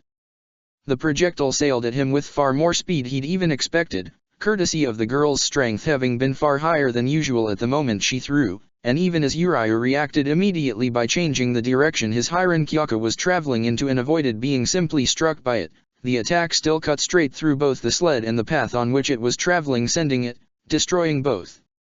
Uriah himself, given his feet had just lost the support they had been anchored to, was sent into a wild tailspin as a result, and just barely managed to use blood to harden his body enough that, when he smashed onto the ground, the impact only left him hurt and winded, instead of breaking every bone in his body. He barely had the time to recover from that as a kick fell from the sky toward his head, which he only barely avoided by rolling away, and luckily so, as the kick left a deep gouge into the ground as if it had just been made with an axe, instead of a mere heel. Uriah knew what that meant. His opponent had covered herself into the Shinigami's traditional steel hard cover, turning her every limb into a deadly weapon, so when she went for an almost instantaneous follow-up to the kick with a knife hand thrust, Uriah accompanied his hurried scrambling backwards, withdrawing one of his Seal Schneider and flipping it around in his hand as he activated it, severing Sakuragi's fingers in the movement. Even as she took a step back, raising her hand in surprise at the sight, Uriah followed up by conjuring his bow horizontally with his other hand as he pulled the Jinto back and let it fly, the whole movement almost instinctive in his fear of getting decapitated. At point-blank range as they were, the arrow flew straight and true, hitting with full power and causing the visored girl to fall to her knees in shock at the new, large hole that had just been opened in her abdomen. Uriah's realization of what kind of attack he'd just used crept on him as the blonde looked up with a grin, blood falling from the corner of her lips as she let out a raw chuckle and said, "So you can fight in melee, after all?" Then, she coughed some more blood, but before Uriah could do anything, the mask appeared over her face, and while she stood still, the gaping hole in her belly and the missing finger slowly, very slowly recovered, the latter regrowing while the former slowly filled up. Uriah realized intellectually that he could have killed her if he struck while she was recovering, by causing too much damage for the regeneration to patch up, but he didn't, instead waiting until she dismissed the mask. Even with how prodigiously fast it had healed her, it was evident she was still severely wounded. Her belly might no longer have a gaping hole in its middle, but it did still sport a ugly purple bruise that was bleeding lightly, and the hand whose fingers had been freshly regrown was shaking slightly. Much as Uriah himself was feeling a certain dread at the thought that he'd almost killed a person by accident, Sakuragi didn't seem fazed by her near-death in the slightest. If anything, she looked positively stoked. She grinned, her eyes gleaming with excitement as she raised her fists and said, "Well, look at that, a Quincy who know how to fight in melee, after all. Now this is going to be fun. A bit lacking in follow-through, though. I guess you only ever killed hollows, Don't worry, by the time we're over with this, you'll either have overcome that, or died. Either way that's progress, isn't it?" Before he could even answer, she darted forward again, but while he couldn't really use Hiran Kyaku at this short a distance, Uriah didn't let that stop him, drawing out another Seal Schneider and forcing Hiyori to stop with a horizontal slash even as he answered, affecting a snottiness he wasn't really feeling but which was the only way to maintain control of the situation. "Please. I just don't think you're worth killing, that's all. Capturing you will more than suffice to keep you caged." Hiyori's smile suddenly disappeared from her face, her eyes taking a dark cast as she growled. "Not worth killing, am I? Let's see if you still think that once you're 5 feet under." Then, she suddenly charged forward despite Uriah's blade being in her path, instead pushing herself onto it with her full weight, and while the edge cut deep into her chest, the sheer speed and strength of the impact was enough to push Uriah's own arm backward so fast, he had to deactivate the Seal Schneider or else he, himself, would have been cut too. As a result, Sakuragi's charge wasn't halted at all as she smashed him into the ground, pinning him there even as she bled all over him from the fresh wound on her chest, at least until the mask formed on her face once more. She stopped bleeding almost immediately then, even as she raised her fist, the unhurt left one, while the still shaking right was the one she was pinning him to the ground with, and Uriah barely had the time to once more use blood to reinforce himself before she punched him straight in the face. The Quincy ability was the only reason the hit didn't kill him, but even so he could feel his whole head ringing and taste blood in his mouth, and he got a vague sense that the ground around them had been cratered by the shockwave from the attack. Sakuragi took 2 long breaths, glaring at him with incredible hatred, and then she slowly raised her fist again, and Uriah knew that, if she recalled the mask again and used that strength to bash at his head once more, he wouldn't survive this time. Thus, he took advantage of how hurt he was to spit the blood in his mouth straight in her face, the blood still infused with enough reishi from his previous blood usage to make it hit more like gravel than a mere liquid, and of course he'd aimed straight for the eyes. The suddenly pain caused the girl to flinch back, and Uriah didn't hesitate, using the moment he'd gained to smash a Jinto straight into her chest, the item exploding violently on impact and achieving its objective of separating them as the reishi explosion sent both of them hurling a short distance back. Sakuragi managed to roll with it, getting back to her feet much faster than Uriah had, but he'd only needed the room to form another bow and shoot. She dodged, but the arrow wasn't one meant to hurt, instead being a carrier for another Jinto, one he triggered at a distance just as it was next to his opponent, trapping her in a cage of glowing bars of golden light. The Vizard looked around in surprise at the sudden trap, while Uriah slowly managed to get back to his feet, ignoring the pain and the horrible condition his normally pristine clothes were into as he said, a hint of genuine viciousness in his otherwise fake haughtiness. "See? No need to kill what can be captured instead. Now wait inside that cage while I go help take out your boss, yes." Without even caring about the girl's answer, Uriah glanced at where Kurosaka was fighting, but saw that he seemed to have the situation in hand. Arisa was hollow-trapped in some sort of glowing cage of riot soot. He then turned to see the other battle, and frowned. It seemed that Hirako and his fellows had a strategy prepared to fend off Yoriyuki. There was little doubt that the female captain was far stronger than every one of the other Shinigami individually, even Hirako himself, but the way they were coordinating showed a level of teamwork that Uriah found astounding. Each of the 3 was jumping in at just the right time to interrupt Yoriyuki whenever she was about to start a serious push after winning an exchange from Hirako, using their Vizard form to tank one hit, and they each obviously could only just take one, and barely at that, before Hirako threw a new hollow in her face, using the split second she needed to get rid of it to go on the attack himself, never actually winning but gaining enough time that, when Yoriyuki started to get the upper hand, one of his other fellows could jump in to interrupt her offensive sequence once again. Sato could have probably helped if he had the chance to coordinate with Yoriyuki so he could strike when she was about to be interrupted, but the other Vizard weren't letting him. Burnus was using her sonic attacks to disrupt any attempts at talking with his allies. Hachigen set up Kido barriers and traps in his path that he had to demolish, and Guid Bat smashed the ground to ruin his footing and his ability to aim. None of them was willing to engage Sato directly, which Uriah guessed was because they, just like him, could see they wouldn't last long if they did, but that didn't matter in the end. Unlike the Vizard, Yoriyuki and Sato had never fought together before, and thus they couldn't time their attacks correctly. Uriah suspected that Sato worried about hitting Yoriyuki accidentally, and while that would be unlikely to actually seriously hurt the Shinigami, it could distract her enough to create an opening. Uriah's eyes moved to Rukia then, and he could see that she'd noticed the same things he had. He smiled in a mix of pride and admiration at how the other girl was clearly trying to make her way to Sato, probably having already elaborated a strategy that would let them both coordinate with Yoriyuki as needed. However, she was been stymied by the 3 hollows Hirako had thrown at her, and which, Uriah could see, were of much higher quality than those he was wasting on Yoriyuki. He guessed that this was planned. While each of the 3 hollows seemed strong enough, none would be able to beat Rukia on its own, and indeed even 3-1 she was slowly cornering them, but the cooperation was just enough to keep them from being defeated, holding Rukia back from winning.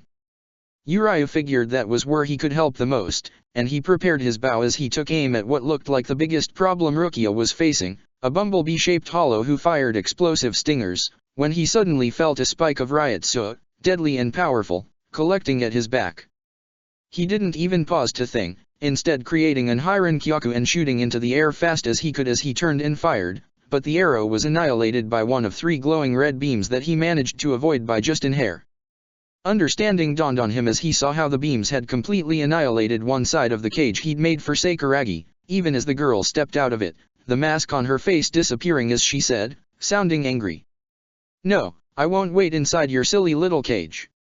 And for turning your back to me, I'm gonna make you pay in blood. I've never been this insulted before."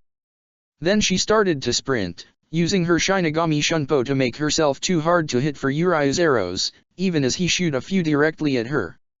When he realized what she was going for, however, he suddenly reoriented his aim and shot 3 arrows at her sword, hoping to destroy it before she could activate its disintegration property, but when the arrows hit, they got disintegrated instead. A moment later, Sakuragi closer her hand around the handle, easily lifting the blade from the ground as she said, "Smug. You truly thought that would work? You're really a moron.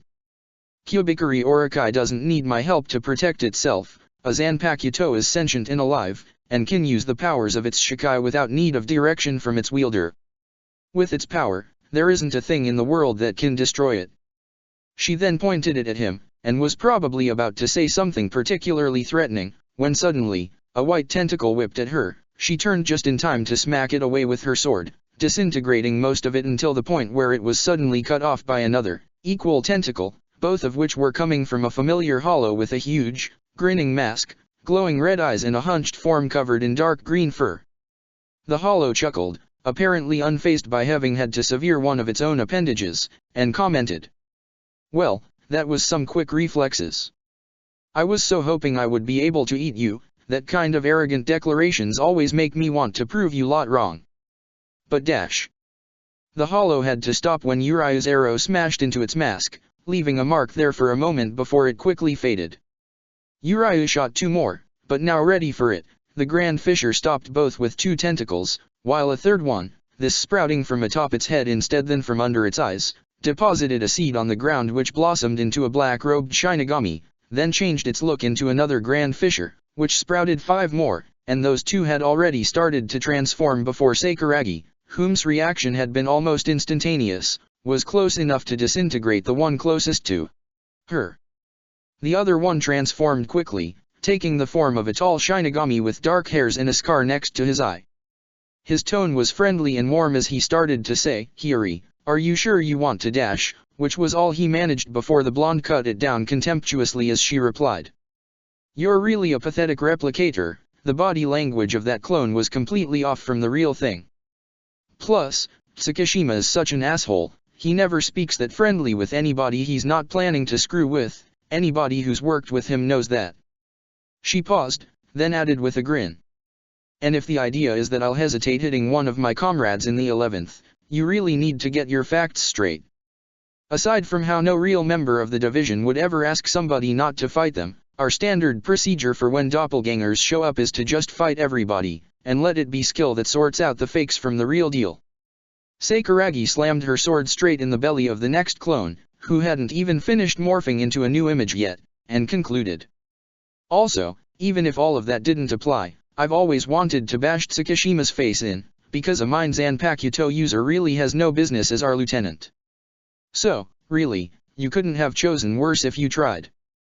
Uriu had to admit to be somewhat impressed at how the girl was making her sheer bloodlust work in her favor, and honestly doubted her words on the rest of her division. Surely nobody could be put in any position of authority with a mindset anywhere near what Sakuragi was showing.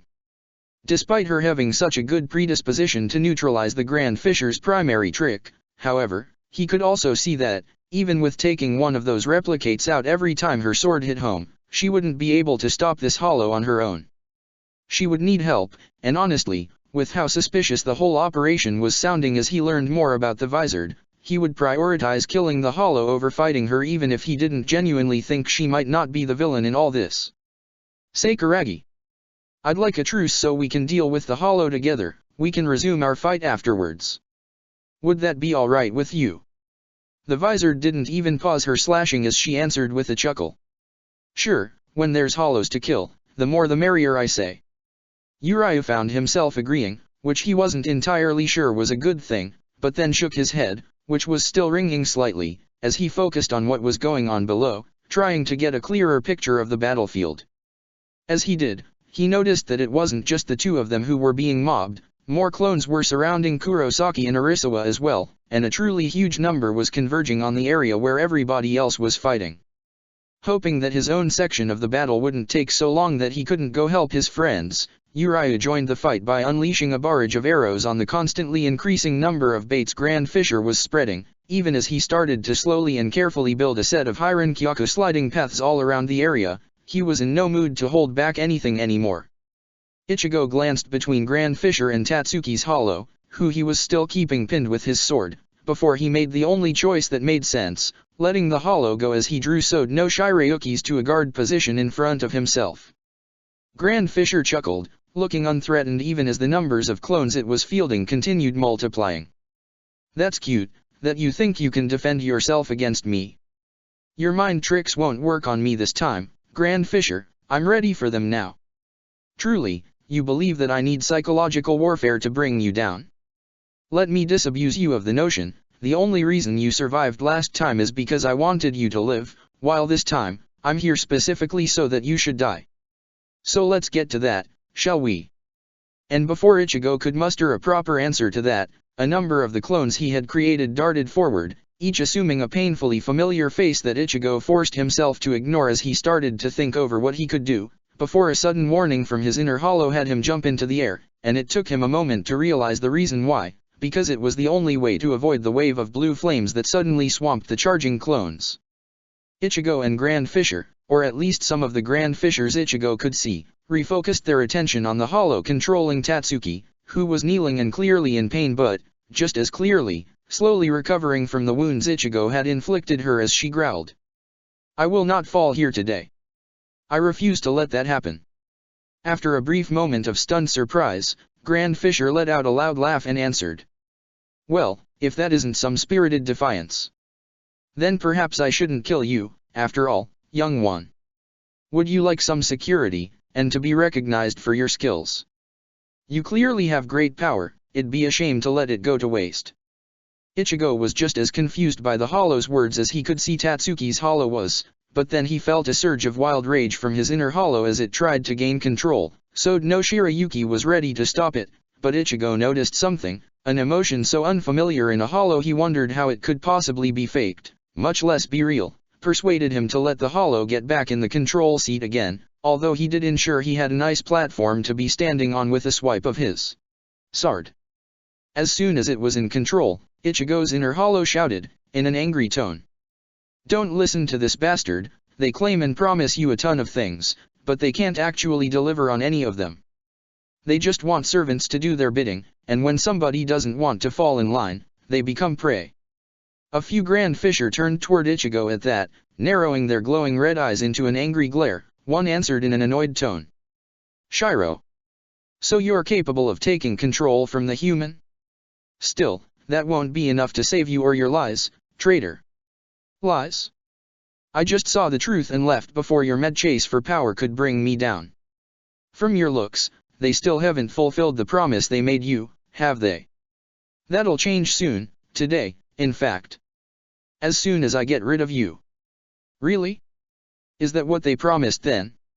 And you're so stupid to go along with it, to play the happy slave? No matter the task you complete, the power you wield will not even amount to a fraction of theirs." Grand Fisher's answer was through gritted teeth and filled with rage. "My powers is far greater and you know it. And as for the reward, I know things now that you never did, so it all makes sense now. My reward was not withed without reason, and is now finally close at hand." The voice changed to amused as he added. "And in a sense, I should thank you for that. I was only revealed the full truth once you left. Apparently my actions against you persuaded them I was trustworthy. Funny, isn't it, how you get actual rewards when you don't betray dash." The hollow had to stop then, several of him jumping backwards while many more got quite suddenly incinerated, and Ichigo himself had to take control back from his inner hollow as the platform he was standing on was obliterated by a gigantic blue fireball, and then he had to dodge 5 or 6 more in quick succession, even as Tatsuki's hollow rate of firing them only increased as it shouted. "Enough. Enough, both of you. I don't care about your past, I'll kill you both and be free of this all." And indeed, her attacks seemed quite indiscriminate, although Ichigo thought they felt a bit underwhelming compared to what she'd done when fighting him, and as he took a moment to study her, he saw that, even as she released more and more fire, her crests pulsated with each shot, and there was just the barest shudder of pain in her form at that. Obviously, the Hollow hadn't yet fully recovered from the wounds he'd inflicted onto her. Which meant, Ichigo realized, there would be a pattern to her attacks that a smart opponent could exploit, but also that she'd be trying to win the fight before he did, so she'd be pushing hardest now. And it was clear that, whatever else they might have going for them, Grand Fisher's clones weren't well suited for this kind of large-scale indiscriminate attacks, since they took out entire groups of his clones at once. He was clearly used to countering them, as the clones were already spreading out to avoid being taken down in groups, but it would take him time for him to properly deploy a counter strategy. Ichigo decided not to give him the time, diving straight into it to put pressure on the group. The moment he landed, however, he realized the one he was about to strike looked just like his mother. He hesitated for just a moment before he let his outrage at the monster's deception give him the strength of will to just swing his sword and decapitate the copy, while also calling on Sode no Shirayuki's power, just in case they could regenerate from that. Still, he realized as he watched 5 more charge at him, he couldn't keep doing it like this. He might know intellectually what was going on, but he knew that forcing himself to kill something which looked like his mother again and again, even if it was only a copy, would be the same as torturing himself. And, realizing that his outrage was not so different from the outrage his Hollow, Shiro, apparently, had been feeling toward Grand Fisher before, and wasn't it weird, to feel a monster of hunger be outraged at anything, made the solution to his problem simple, as he returned control to the Hollow once again. Apparently, the creature had been waiting for nothing else, as it let out a deep, almost exulting laugh before it suddenly struck out with Zero from both of his fists, each attack pulverizing several clones at once as he shouted. "Come on, Grand Fisher, I know those weren't the real you. Where are you hiding?" Ichigo frowned, concentrating on what was going on with the Hollow itself instead of the carnage the creature was making of the clones. It was undeniable that Grand Fisher had some personal connection to his inner Hollow, so Ichigo immediately demanded, "Tell me everything about your past together," only to be met by a sense of open mockery as the Hollow's enjoyment of mocking Ichigo was combined with his enjoyment of the massacre it was going through. "No way am I telling you anything, what reason would I have to do that? Where's my gain?" When Ichigo threatened, "What if I decided to never let you out again?" the Hollow merely shrugged, his reply delivered with a surprisingly carefree tone for such a creature. "You need me to fight at your full potential, and you know it. I'll only part with what I know if it's necessary, or if you cut me a deal I'm happy with. Hollows don't just give stuff away for free, we're natural hoarders." Ichigo frowned internally, even as his body continued to go on a brutal rampage under the Hollow's control, and finally he settled on demanding the one information the Hollow couldn't possibly keep to himself right now if it wanted them to win: how can we actually hurt the real body? There's no real body, that's Grand Fisher's secret. The huge body with a big mask is as much of a front as the humanoid-looking ones. You need to find the seed that is his real mask, and destroy that. You can tell which one that is because the copies, unlike the original, aren't as responsive to his commands, and the further they are from the original, the weaker they will be. Of course, he knows that, so he generally starts by having his copies fight vastly under their actual potential, to muddle the water. They'll only move to fight with full power once he's sure he has the enemy where he wants them, and then the jaws of the trap snap shut and the enemy's overwhelmed before they can react. Ichigo took a moment to process that information, then he could feel surprise mixed with worry grab his heart as he suddenly looked around, realizing that his inner Hollow had just been mowing through the clones as if they had no skill at fighting at all, while the last time, weak as they were, the clones had at least managed to force him and Rukia to put some effort to take them down, just enough, in fact, that Grand Fisher could escape them. And as he glanced around, he saw that, even as blue fire was still raining on the ground in a promise of death and destruction, the clones had managed to surround Tatsuki's Hollows in a large net, if somewhat of a loose one due to their need not to group together, and while the Hollow had used Ichigo's own body to take down what looked like dozens of clones, it was obvious now that it had not worked at all for its intended purpose of putting pressure on Grand Fisher. Instead, they were now surrounded. Before he could do anything like acting on the sudden revelation of how thoroughly he'd been played, however, suddenly the clones facing Ichigo changed their looks. Now, every single one was looking like Ichigo himself. They were bad copies, nowhere near picture-perfect ones like those of Ichigo's own mother had been. they'd only look like him to somebody who'd only seen Ichigo in passing and didn't knew him well enough to notice off details like too big a nose, darker hairs, a few centimeters of missing height or other similar mistakes. But of course, the goal wasn't to be faithful copies, but to mock him, as every clone said, using a voice that mixed Grand Fisher's deep growl with Ichigo's own tones to form a weird, dissonant sound. "Time to die, both of you." And then, suddenly, the Hollow started to actually dodge the punches and lunges of Ichigo's body, while retaliating with blades which, while Ichigo knew they weren't made of actual steel, were obviously sharp enough to actually cut when they bit into him, sending him pain that Shiro apparently had not trouble ignoring, but Ichigo felt quite clearly. They were mostly glancing blows, and even the dodging wasn't so good that every punch Shiro threw failed its target, but what they lacked in skill, the group made up for with coordination. They struck with a timing that was the obvious result of a single mind directing them all at once, the attacks of one forcing blind spots and opening that others took advantage of, and even when Shiro fired off a zero and pulverized a whole line of them, the others filled the gap with the practice of those who were expecting it and didn't care if a few dozens of their number fell. Ichigo worried for a moment, as the thought that a myriad glancing blows would eventually do him in, until he felt his hollow regeneration closing the wounds for him, reminding him that he didn't have to worry about that in this form. And that was when the horror closed in, as he realized, suddenly, that these hollows' form had limits. Rukia had said to Hiriko that he couldn't remain transformed forever, and while Ichigo didn't know what his limit was, it certainly couldn't match to Grand Fisher's ability to create more and more copies. He wasn't going to die from 1,000 cuts. The 1,000 cuts would force him to remain in the visored form until the transformation itself killed him. Before he could even start to figure out a way out of such a bind, a scream distracted him, and as he focused his sensory abilities, he realized that Tatsuki's hollow had collapsed. Fire was still erupting out of her, but two Grand Fisher were grabbing her in their huge form, and while before her fire had pulverized all the clones before they could even start healing from it, these seemed to be constantly regenerating from it, almost as if their body was constantly being replaced at such speed that even the fire couldn't overcome it, which, he realized, was what was happening. Grand Fisher was creating new copies of himself inside the old ones, so that, whenever the fire consumed one, it only managed to eat through the exterior layer, leaving a new one underneath able to keep Tatsuki down, pinned to the ground by multiple sharp tentacles impaling her as they slowly took her down, one bite at a time. Because the monster was literally trying to eat her alive.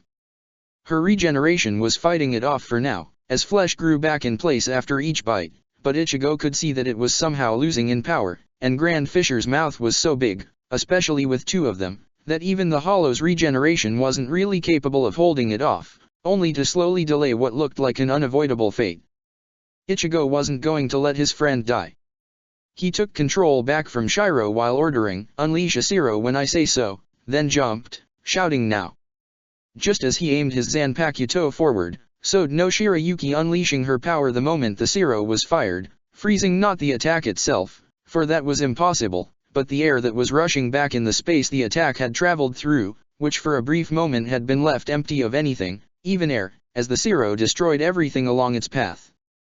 Then, as the vortex of cold air drew him forward, Ichigo pushed Shiro back in control again, letting the hollow keep the body aligned properly while he focused on Ishida's Quincy training to form a huge wall of Reishi behind himself for just a second, before freezing it as he took control again, unleashing his Shikai's power through his feet before he used a full bringer push on the ice to grant himself more acceleration, even as he reinforced the rest of his body with Hakuta to turn the rest of his body hard as rock with his pure determination to avoid being hurt by it as he did.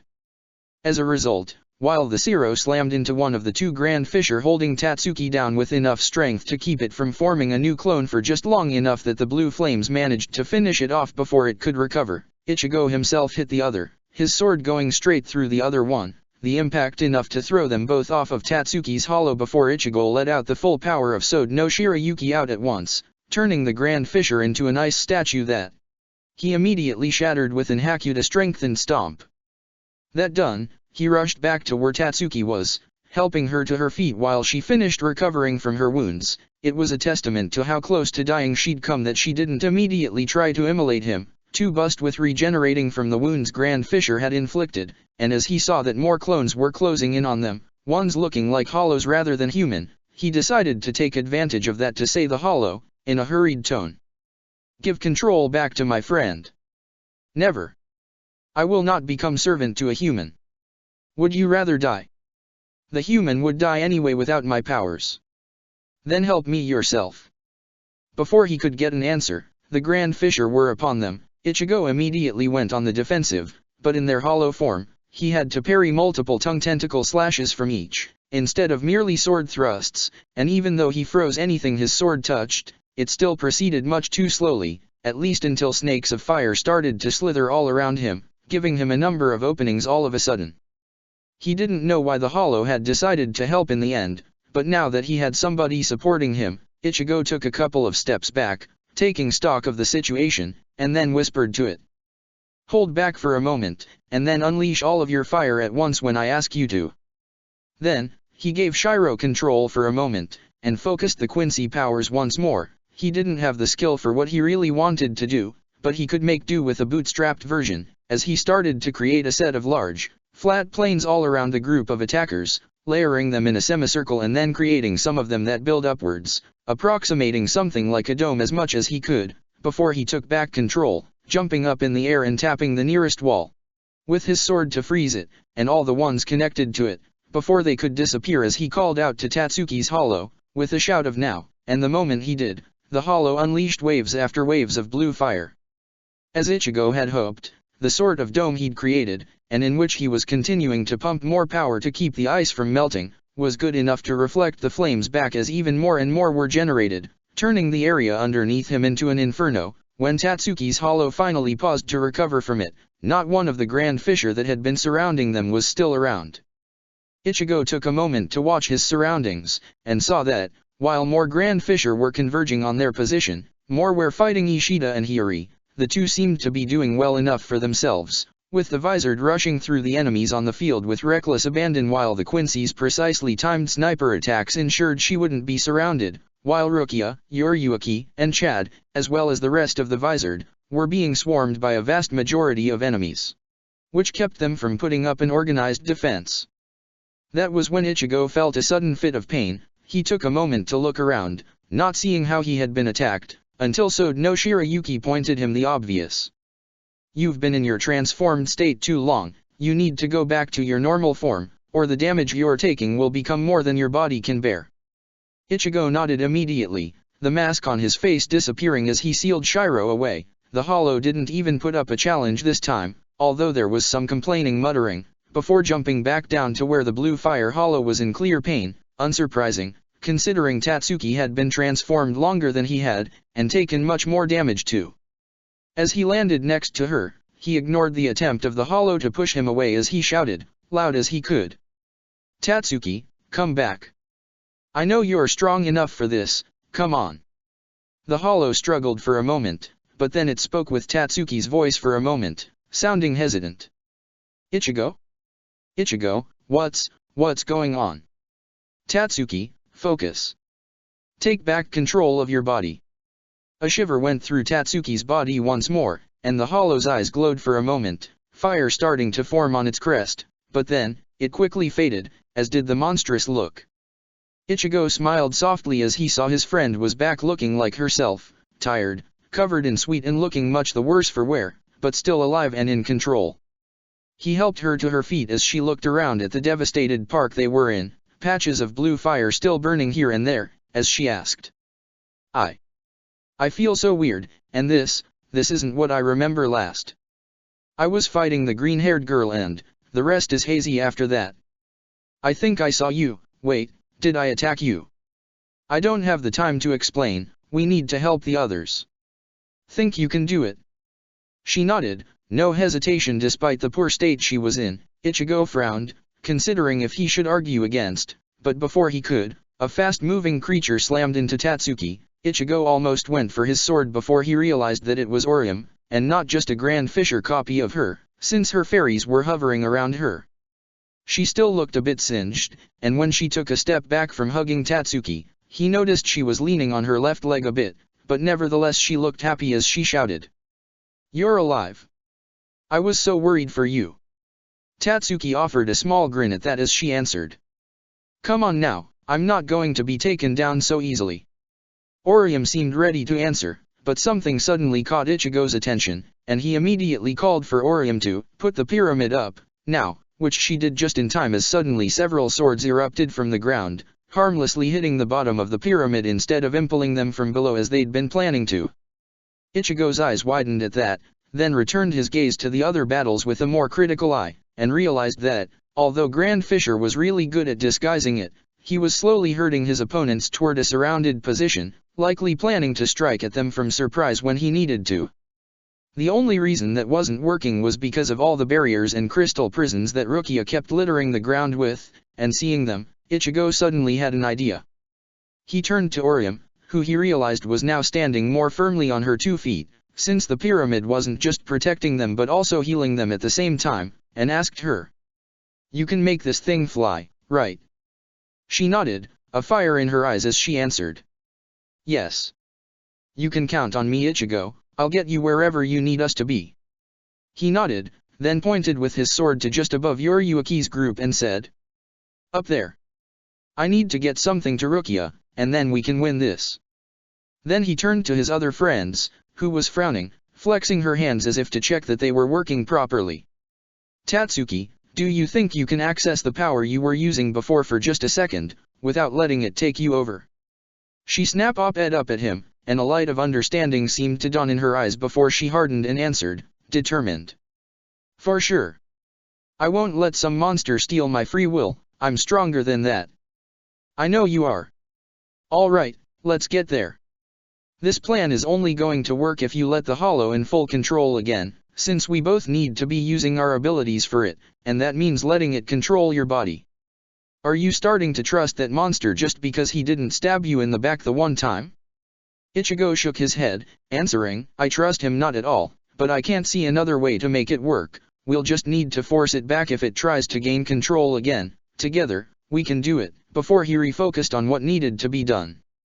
As soon as they were above the group, Ichigo nodded to himself, then said, "Tatsuki, when I say it, call on that power, that create a tornado of fire large enough to envelope the whole park at once, then push the power away and get back in control. Orium, you need to drop the pyramid now, but not the platform we're standing on, and send your fairies to Ishida, tell him we need to use the plan against the Hollows now, then have them form one of those indestructible cables they can make, and connect it to my sword.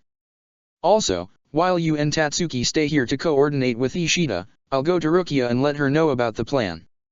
"Okay." Both of his friends nodded, and then Orium dropped the pyramid, so that Ichigo could dive down next to Rukia. She smiled upon seeing him even as she made a gesture and a set of about 12 golden beams erupted from her hand, taking down 3 different clones that looked like Shinigami Ichigo didn't recognize. "Hey. You saved your friend then?" "Yeah, and I'm here to save the rest of them now." Rukia seemed surprised for a moment, but quickly transitioned to an expression of amused superiority, with a raised eyebrow for effect. "Really? And how would you do that? You know the part of the plan you wanted to keep for capturing the Vizard? I say we use it to take down all the Grand Fisher's clones at once instead, right now. We can't really do that when I don't have Uriu's strings to channel the spell through, and without the Hujioku in hand we'd be unable to hold them when the spell collapses after a few seconds. I'll provide the strings myself. Orium's gonna give us a connection so you catch those hassling Ishida as well, and Tatsuki'll conjure an area of effect attack big enough for you to take them all down at once. It won't matter if we can't hold them long if we destroy them all instead." Rukia looked impressed at that, then she offered a smug smile as she said, "So, you're basically saying that your great plan to save me is to have me save everybody with my own plan. I don't know that you should take merit for that." Ichigo couldn't help but feel himself relax at Rukia's confirmation that she could do it, and answered back, "Well, what can I say, you make good plans, I'm just providing you with the tools to carry them through, the way any good soldier would. Are you ready for it then?" She nodded, and he called on his mask, then passed control of his body to Shiro as he focused Ishida's Quincy trick to form several immobile, very thin lines of Reishi. They weren't really strings, since he wouldn't be able to make them move at all the way Ishida could, and he couldn't really create more than a pair at once, but that didn't matter, because as soon as he created one, so no Shirayuki froze it for him, allowing him to just focus on a different one while their number grew and grew, as he connected all of the many barriers and cage Rukia had created all over the battlefield to each other. Then he shouted now, and Orium's fairies connected to his sword, while Tatsuki's face was covered by a mask for just a moment as she created the huge blue fire tornado he'd asked her to. He noticed that what seemed like a Shinigami with a round afro had been about to enter the park and was pushed back by the attack, but he guessed that was just one more of Grand Fisher's clones and ignored it. They could take it down later, before Rukia slapped her hands together and unleashed her Kido. Ichigo didn't understand fully how it worked, but what it did was make the web of thin lines Ichigo, and Ishida as well, on his own side of the battlefield, had created light up with golden light as one or Rukia's 3 combined spells took it over, while the other caused more and more strings to erupt from those that were already there, piercing every Grand Fisher clone, and the last took the barrier and cages that were connected by the light strings and moved the across said lines instantly, trapping every single hollow in sight within them. Rukia had explained that moving the barriers this way would weaken them, but it didn't matter as, in those few seconds they were trapped, Rukia manipulated all of the strings into throwing the hollows into the tornado of blue fire, instantly incinerating the entire enemy field at once. Ichigo immediately took back control of his own body to grab Rukia before she could collapse. She'd warned them that pulling out such a trick would take a huge toll on her, but it didn't really matter, as the Vizard were looking astounded at how the battlefield had been cleared of all the enemies at once. Hirako chuckled as he saw it, then said, "Right, so if you don't mind, I'd rather be going." Yuriuki scoffed, clearly unimpressed with it. "I really don't care that you lost control of your hollows and it tried to kill you alongside us. You're still a traitor and you're still going down. You realize you weren't winning, right? That was before we could all focus on you." Hirako raised his eyes to where Ishida was now standing, right above the group. Ichigo noticed that Hiyori looking annoyed that his opponent had not resumed to fight her, and was rushing to catch up, but they had a bit of time to reach them. Hirako clearly thought the same as he asked, perplexed. "I didn't manage to ask last time, but why is a Quincy helping Shinigami? Doesn't make much sense, does it? I have my reasons. Will you surrender?" Hirako shook his head. "I don't think so. In fact Ishida didn't let him finish, instead darting to the ground. Hirako jumped backwards instinctively, but Ichigo knew that Ishida wouldn't give up on his long-range advantage, which meant he wanted to trigger the other half of the plan, the one meant to capture Hirako and retried the Hujioku, even if they couldn't use the one meant to capture all the Vizard anymore. Ichigo was game for that, so he charged at Hirako, forcing the Vizard to be distracted for a moment, just long enough for Ishida's puppet string to attach themselves to Yuriuki's discarded Jigai, the one that looked like Rukia, and have it jump at Hirako just as he was dodging backwards from Ichigo's slash, so that he accidentally ended up inside of it. The Vizard looked shocked when he didn't immediately re-emerge from it, and then the Jigai spoke, sounding annoyed. "A trapped Jigai, one that souls can only get out of if they're small enough to make it past the net of Reishi it's wrapped into. This is the real reason you showed up in it, isn't it? Because you needed to carry it into battle without having me suspect it, and with your ability to turn into a small creature, you were the only one that'd be able to do it without being trapped within afterwards." Yuriuki grinned as she said, "Yes. Honestly, it wasn't my plan, but I judged it good enough to work, and I suppose it didn't it? Maybe, except I'm still in control of the body itself." Ishida scoffed as his hands flexed, and suddenly the string that had put the Jigai into Hirako's path contracted around it, forcing it in a trapped position as he commented. "We didn't forget about that."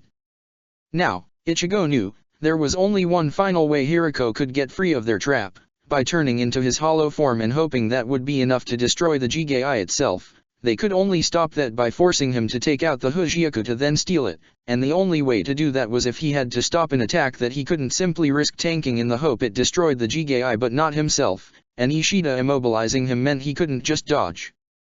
Thus, Ichigo aimed his hand toward him and started charging a Zero on his palm, really, letting Shiro charge it, since he still wasn't sure how the ability was actually used, and just as Rukia had predicted, the Hujioku appeared in the Jigai's hands, coils of darkness flowing out of it and seizing Ichigo's whole body in its grip.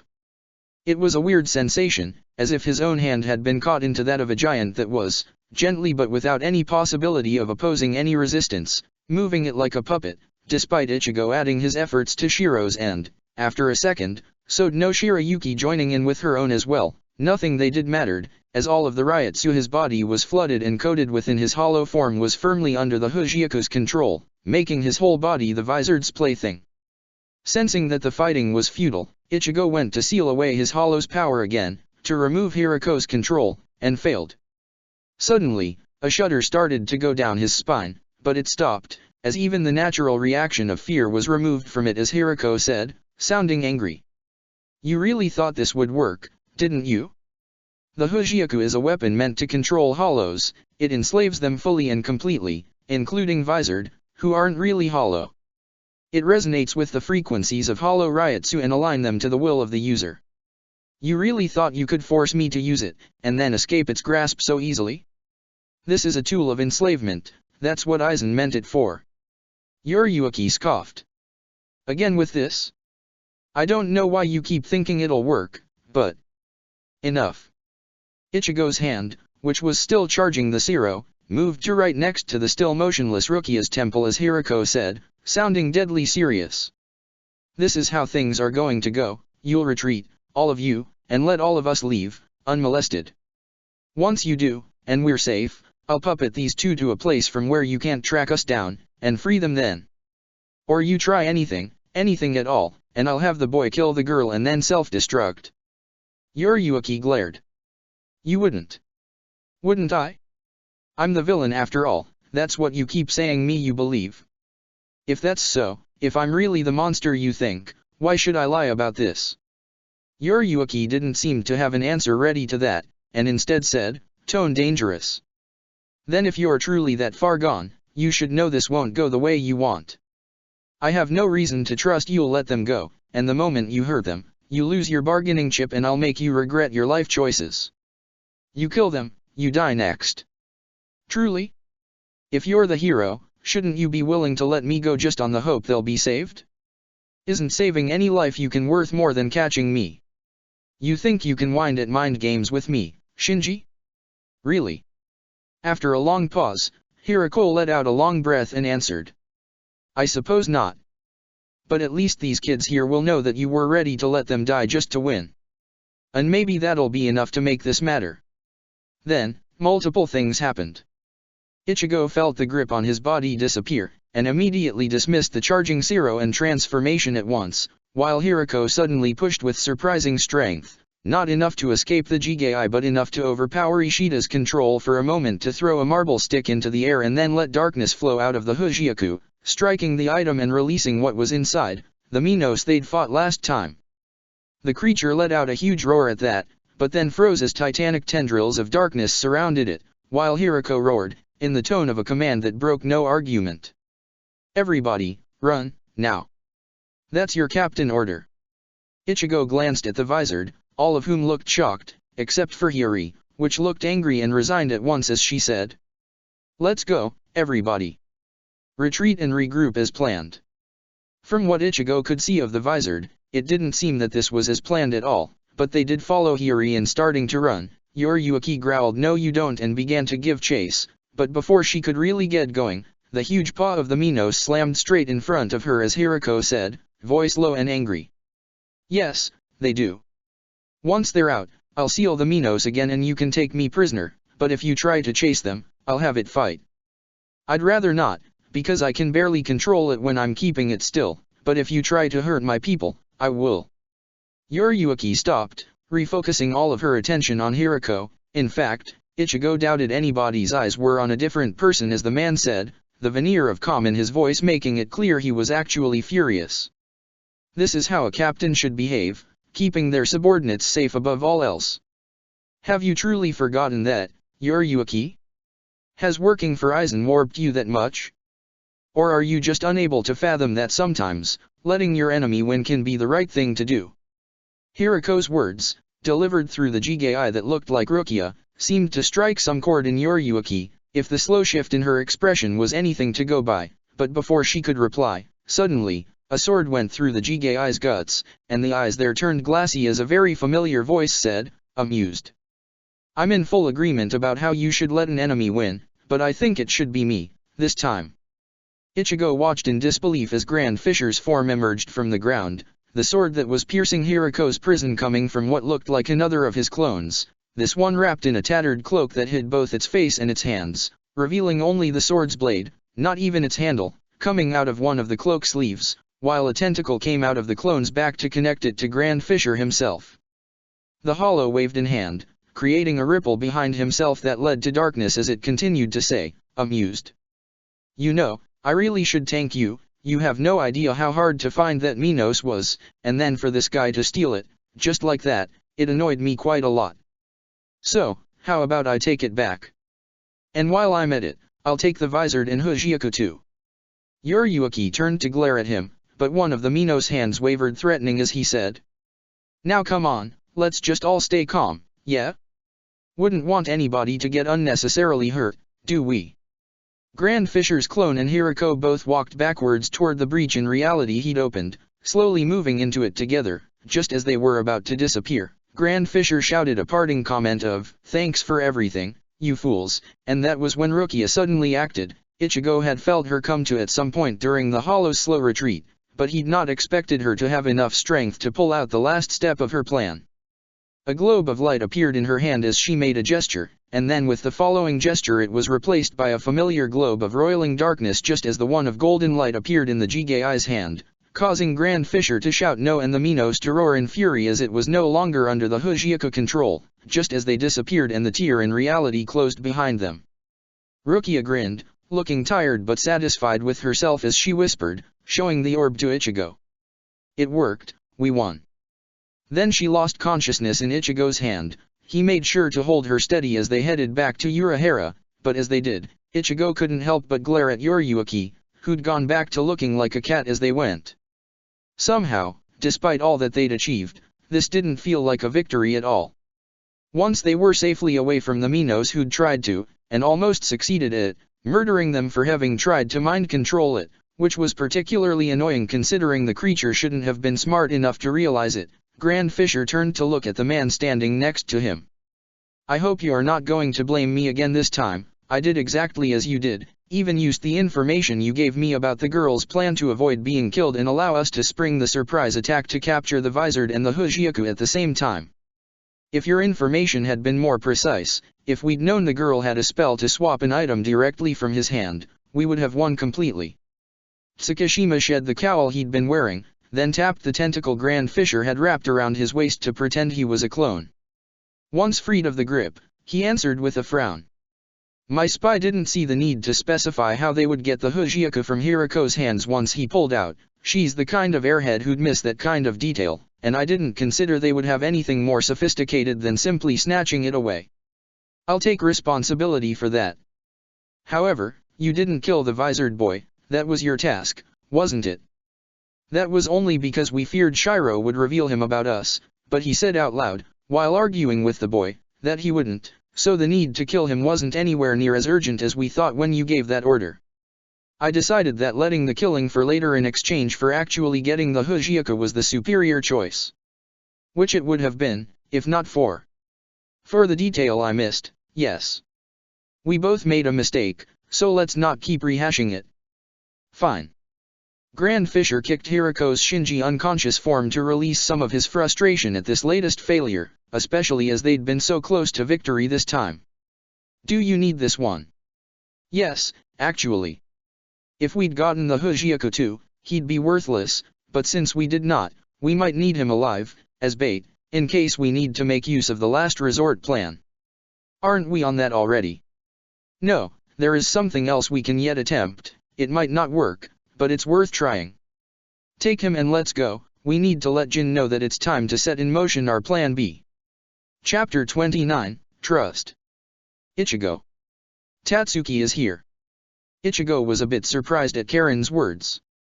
It was true that they had all agreed to reconvene at Urahara's in the evening, since they were all far too tired after their midnight clash, and Urahara had also said that this would allow Aizen to be able to participate to the debriefing, but it was still somewhat early than he'd expected.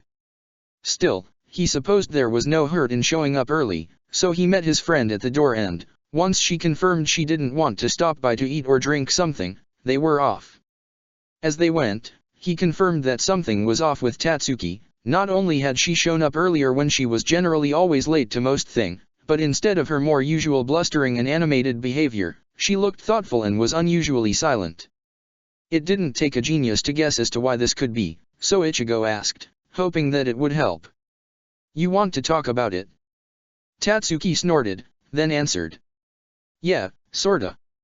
I guess that's why I showed up earlier. It's just, how do you do it? I couldn't sleep properly, with this monster whispering in my head the whole night. I fear I might go crazy." Ichigo found himself stumped for a moment. That had never happened to him. He hadn't even known there was a hollow inside his soul before Sode no Shirayuki had told him.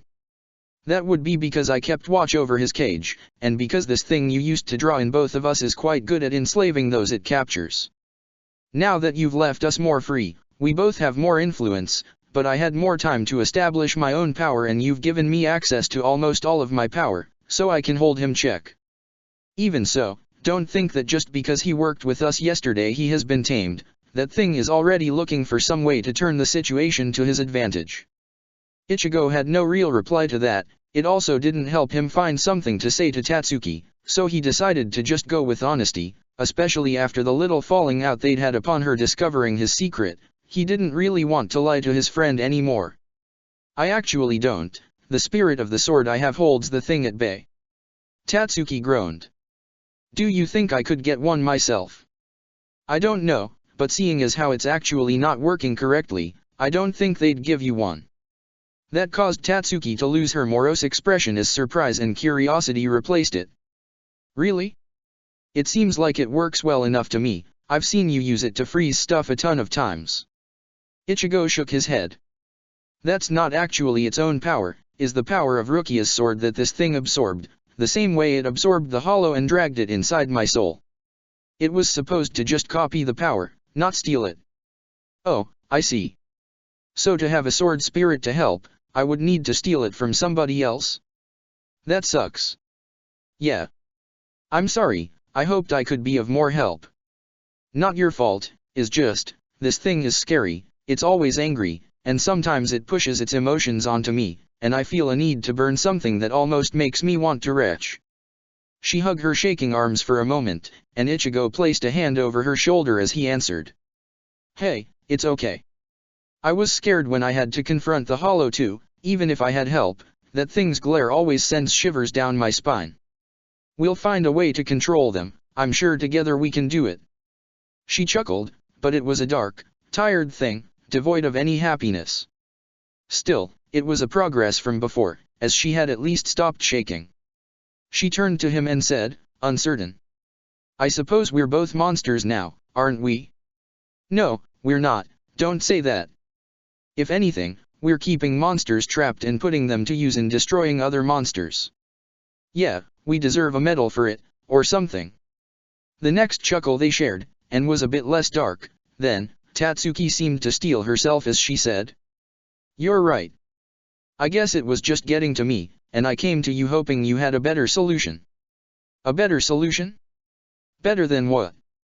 Silently, she reached for a pocket, and pulled out a folded piece of paper. She handed it to him explaining, in a tired tone. "This was in one of my pockets, I found out yesterday night, upon reaching home." Ichigo opened the message, and saw that it was a message. Atop was an address, and underneath was scribbled the line, "You're one of us now, your friends won't understand, but we do. If you want to learn how to control the monster, and would like a teacher, let us a message." Ichigo looked up at Tatsuki, and she explained, unprompted. "I know it's a bad idea, and I didn't really want to take it, that's why I came to you. And I know it must be a trap and we should tell the Shinigami, but..." "No." Tatsuki looked surprised at Ichigo's firm tone, but he handed her the letter back and explained. "There's too much we don't know about what's going on to trust them with all of this, and it's not their problem anyway, it's ours. The Vizard don't have the Hujioku anymore, so they're no longer so big a threat to require immediate action. Every coin has two sides, and I think we should learn more about this whole situation before we tell them anything else." You don't trust them, do you?" Ichigo thought of Ishida's words about the clash between Shinigami and Quincy, and how his father had said to him that he'd let himself being dragged along by Jinjo because it seemed a good idea at the time. In truth, he didn't know who was in the wrong or not, but putting a decision about his friend's life in their hands instead of leaving it in their own wasn't something he was willing to allow. I trust them to want to protect their soul society, and to want to save the world. But I don't trust them to make all of our decisions for us. We wouldn't be in this mess in the first place if not for them. I'll ask them for help if I think the situation needs it, but only once we decide what's the right thing to do on our own. Tatsuki seemed to consider his words, then the corner of her lips moved in a ghost of a smile as she said, "Well, seems like your stubbornness is still in place at least. And here I was, hoping to be told that you were happy I'd decided to do the sensible thing instead of going off on my own, only for you to go all righteous rebel on me instead." Ichigo's eyes widened at that and he was quick to say, trying to hide the panic in his voice, "No, I am happy you came to me instead of going off on your own. I'm not saying we shouldn't think this through, just that we should think them through among ourselves." He was interrupted as Tatsuki erupted into laughter at that, patting him on the shoulder as she said, "Don't worry. I'm not going to go and do something as reckless as going back to the people who kidnapped me and put a monster into my head without asking the opinions of you lot first. I've seen what happens when I'm reckless." She trailed off, and Ichigo squeezed her hand in reassurance, which was enough for her to collect herself, nod, and start walking again, with Ichigo following along. After a few moments, Tatsuki spoke up again, this time more thoughtful. "So, what do you think? Should I take them up on their offer? Honestly, I'm not sure yet. If they were honest, then some help from people who can already control their inner hollow would be great, and they clearly do know how to do that.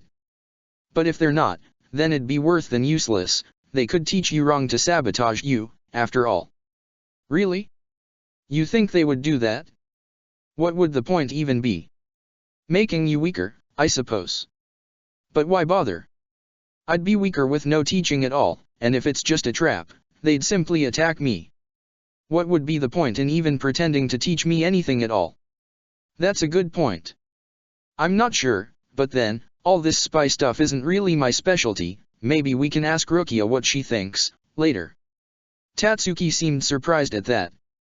"I thought you said you didn't trust the Shinigami." Ichigo had to think for a moment at that question. It was fair enough, after all, Rukia was as much a Shinigami as Urayuki and Urahara were. And yet, she was somewhat separated from them in his mind. She certainly was more friendly and, unlike either of them, she'd never said or done anything that suggested she just saw him like a tool. In fact, she'd been the one to tell to him that he shouldn't keep secret from her friends, and she'd argued with Aizen on his behalf in the hope of finding a solution to their shared situation. Even with that, though, she was a Shinigami in the end, and he'd not missed the way she treated all three of her leaders.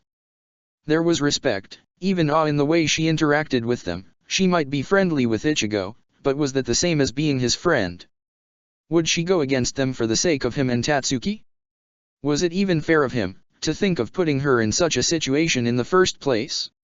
It was clearly something he'd need some time to think over, rather than immediately decide upon right now, and it was also something quite difficult to explain to Tatsuki in just a few words.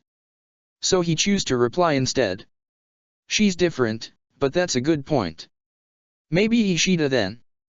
He's nearly as smart, and we can be sure that he won't go blabbing to them if we ask his opinion. If you're comfortable with it, that is. After all, it wasn't his secret to reveal." Tatsuki seemed to think on it for a bit, humming under her breath as she did, before finally nodding and answering. "I don't think there'd be too much harm in it." She then glanced at him, and asked, "When are we meeting with him, anyway?" "Directly at Urahara's shop, actually. The way our houses are placed, it'll be easier for him to collect Orium and met us there directly than it would be for us to make the detour to them." Tatsuki stared at him with wide eyes, looking as if he'd just said the dumbest thing she'd ever heard. "You let Ishida walk Orium there?" Yes. Her house is on the way for him." Tatsuki put a hand on her face at that. "Ugh. I can't believe I'm your friend." Ichigo was left befuddled at the reaction. "What do you mean? Ishida isn't going to hurt Orium, and them going together is safer for both of them. And it's not like they don't get along or anything, they're in the sewing club together." That's exactly the point. How dense can you be? Apparently a lot, Ichigo thought to himself, since he didn't see what point his friend was trying to make. She didn't seem willing to elaborate however, merely grabbing his arm and saying with a determined expression on her face. All right, that's it. We're going to Orium and picking her up together, don't even argue, just follow me. Knowing from experience that resisting Tatsuki would have been useless, Ichigo let her lead him along. Due to how early they'd left off, they managed to catch up with Ishida and Orium just as the latter was leaving her home. For some reason, she seemed overjoyed at their presence, looking somewhat chipper than usual, which for Orium was saying something. But then, Ichigo was not surprised that Tatsuki knew the best ways to keep their common friend happy. Ishida, for his own, seemed quite bemused, but when Ichigo tried to get him to explain why, he refused, saying he had full confidence Ichigo would figure it out on his own eventually. Fun as the walk was though, they grew somber as they finally reached Urahara's shop, Chad meeting with them outside before all five headed in as a group to find that Urahara was just finishing setting up the screen that Aizen would use to contact them. Meanwhile Yuriuki was lounging on a couch in a purple jumpsuit and with a eye-catching red collar with a bell at her neck, apparently having decided for once to forego her undercover cat transformation. Rukia was also there, sitting on a chair, and while the other two did greet them arriving, Urahara with a distracted nod and Yuriuki with a lazy wave of her arm, she was the only one to look genuinely happy at seeing them there, getting up from her chair with a big smile. So, you decided to be here after all. I was worried you wouldn't have wanted to come after yesterday night, you looked quite upset when you left. Ichigo had been, and in a way still was, but that was no reason not to be here right now. Whatever was going to happen next, he wanted to know, and besides, this was Rukia's victory and she deserved them to be there to support her even if the other Shinigami were not Ichigo's favorite company right now. It was mostly tiredness, and thinking stuff other. If you're gonna need any more help, I want to know. She seemed happy at that, but before she could say anything more, Aizen's voice broke into the room, even as his face had appeared on the large screen Urahara had placed on the wall. That is good to know, seeing as your contribution clearly ensured what Kisuke assured me was a great success. Rukia grinned at that, then made a twirling motion with her hand and, as if from nothing, the Hujioku appeared hovering just above her hand, as she said proudly. Indeed, Captain, we finally retrieved the Hujioku. Ichigo saw a glint of satisfaction behind Aizen's glasses, but it was very quickly replaced by a clear expression of approving pride as he said. That's a great work, Rukia. It lifts a weight from my shoulders to know we no longer need to worry about its misuse. I always had absolute confidence in your success, and I'm happy you've so successfully completed your mission. The mission isn't over yet, Saushik, given that Shinji and all of his people escaped. Ichigo frowned at that and said, frowning. The way I saw it, he didn't escape, his people, maybe, but he was captured and kidnapped by Hollows. Are you really that naive? He dash. Maybe Aizen interjected, his tone so polite and friendly that it was almost disarming. Somebody would explain to me what happened? In detail? It seems like something went down that I am not aware of, and should be. Rukia nodded, and took charge of giving a brief after-action report of everything that had gone down with the meeting and subsequent clash with the Vizard, with Grand Fisher interruption, even if her voice trembled just a bit as she described the latter. Still, once she was done, Aizen nodded, before focusing his attention on the rest of the group, and, Ichigo thought, taking stock of how Yuriuki and Urahara were on one side of the room, while Ichigo himself and all his friends were on the other, with Rukia in the middle. So, if I understand correctly, Mr. Kurosaki here thinks that the events of the battle suggest things to be more complicated than what we first assumed, while Yuriuki, you think this is just some clever misdirection from Shinji. The dark-skinned captain nodded and said, her tone serious. Obviously. The Grand Fisher first showed up here as an ally to the Fullbringers, who themselves were allies to Hiriko's Vizard, and Hiriko deployed countless Hollows against us, including a Minos Grande. And we know they've been pretending to have lost control of some Hollows all along. This is clearly what that was all a preparation for, so that they could have the Grand Fisher pretend to be out of control while he bailed Hiriko out. Ichigo took a step forward in annoyance at that as he said. Or maybe you're wrong, and something different is at play here? Maybe the Hollows really did went out of control, and Hirako was honest? After all, he's not the one who was ready to sacrifice his people to succeed, in fact, he's the one who was ready to surrender to save them, isn't he? Do you believe everything anybody says to you? It's easy to make egoism seem heroic, and pretending to sacrifice yourself is easy when you have a backup plan waiting, while what's not easy is making the hard choices.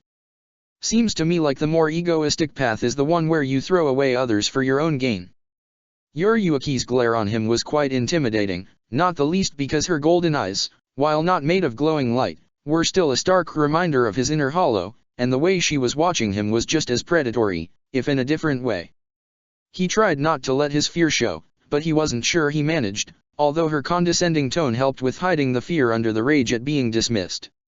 You know, I think I don't like you that much after all. Idiots always tend to get on my nerves. How am I the idiot here, when you're refusing to recognize what was obvious? We saw the visored fighting Grand Fisher with our own eyes. No, what I saw was a hollow who looked like he was fighting everybody on the battlefield, yet somehow failed to kill even a single victory, and our opponent being captured and at our mercy the moment the hollow was defeated, and then, when it seemed like we had our quarry in hand, it was snatched away from this supposedly rogue hollow. That's quite different, and it smells like a conspiracy to me. Ichigo was starting to have a strong desire to punch Yoriuki, not that he had any hope that would produce any result other than him getting a sound thrashing, but the way she was so bullheadedly refusing to accept that something was wrong with her view of things was starting to grate. However, before he could answer again, Chad placed a hand on his shoulder, which helped Ichigo calm down, while Ishida moved at his side, his words polite but the tone quite cold. Then maybe you were wrong to dismiss a conspiracy so easily, Captain. After all, the visored have been claiming to have been framed from the beginning. Maybe there really is a third party here who's pitting us against them for their own personal gain. Ichigo couldn't help the feel of satisfaction that, as he'd promised, Ishida was backing him up against the Shinigami. However, it seemed that by doing so, he'd encouraged Urahara to join the discussion, as the blonde Shinigami said, in an annoyed tone. You're saying that on the basis of what you saw, and what our enemies said to you in battle, which is less than reliable information, while our opinions were formed of what we saw with our own eyes when Hirako betrayed Soul Society, and the evidence we found of his misdeeds. How is it that you find so much easier to believe half-hollow monsters than you do us? Next to Ichigo, Tatsuki stiffened as if she'd been slapped, and Ichigo felt his rage mounting again as he answered, just barely holding back from shouting. So, they're half-monster now, yet you were so ready to say that you'd want to mass-produce them just a few days ago. But I suppose that's another one of those heroic sacrifices you make other people do on your behalf, isn't it? Must be nice, to sacrifice others so easily.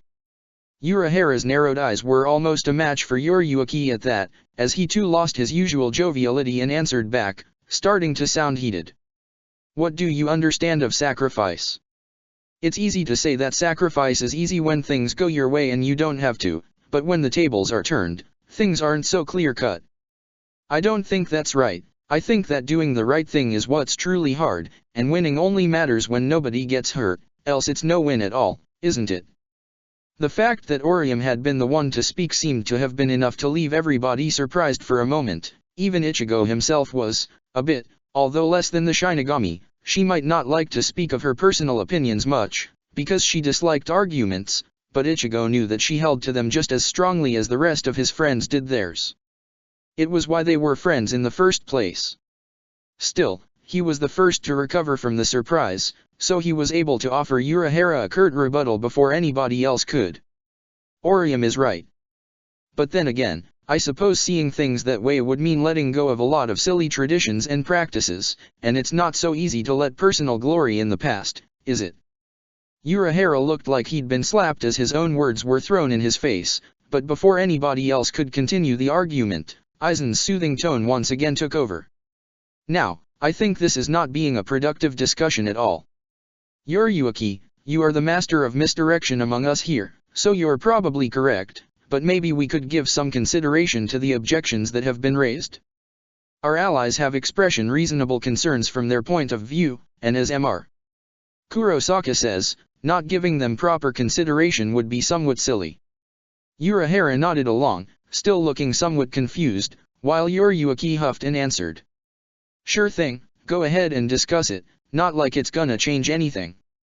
Aizen didn't seem bothered by his fellow's captain's lack of enthusiasm, instead saying, "So, as I'm sure you all remember, what happened is that Kisuk found out people had been disappearing. Yoryuki investigated the matter to find that it was being done by somebody high up in the 3rd Division, tracked down Shinji to the area of the disappearances, but he transformed the visored Yumet as a distraction and escaped, with help from Jin who stopped Kisuk from capturing him, while Yoryuki retrieved the Hujioka he had been using. Then later on, after he successfully infiltrated the 12th Division's headquarters, stole the Hujioku, transformed himself in front of Yoryuki and Kisuk, and ran away.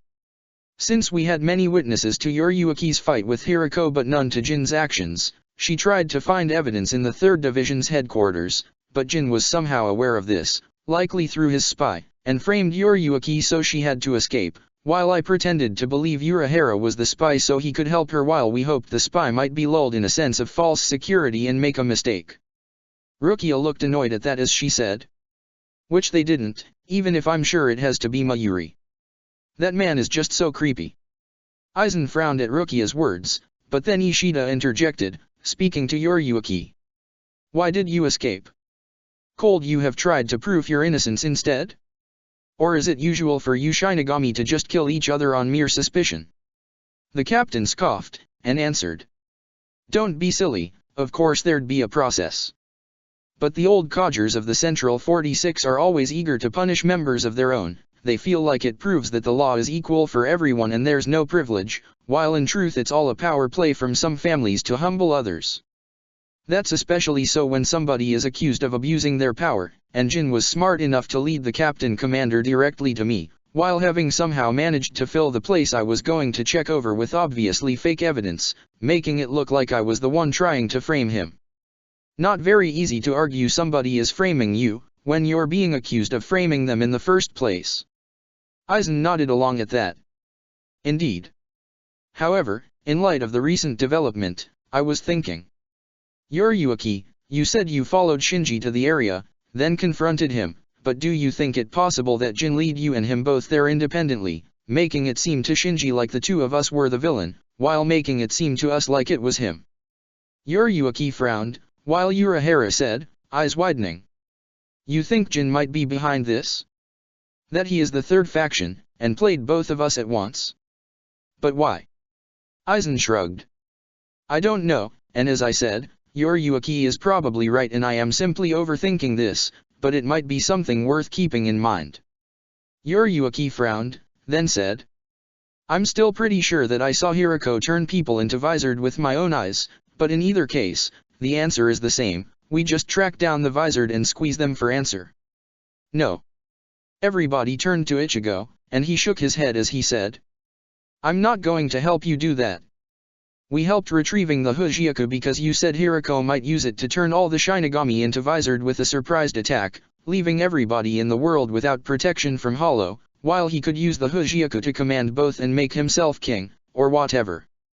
But I know now that visored aren't monsters and can't be controlled that easily, and the Hujioka is now in safe hands and can't be used for that anyway, so I'm done helping you.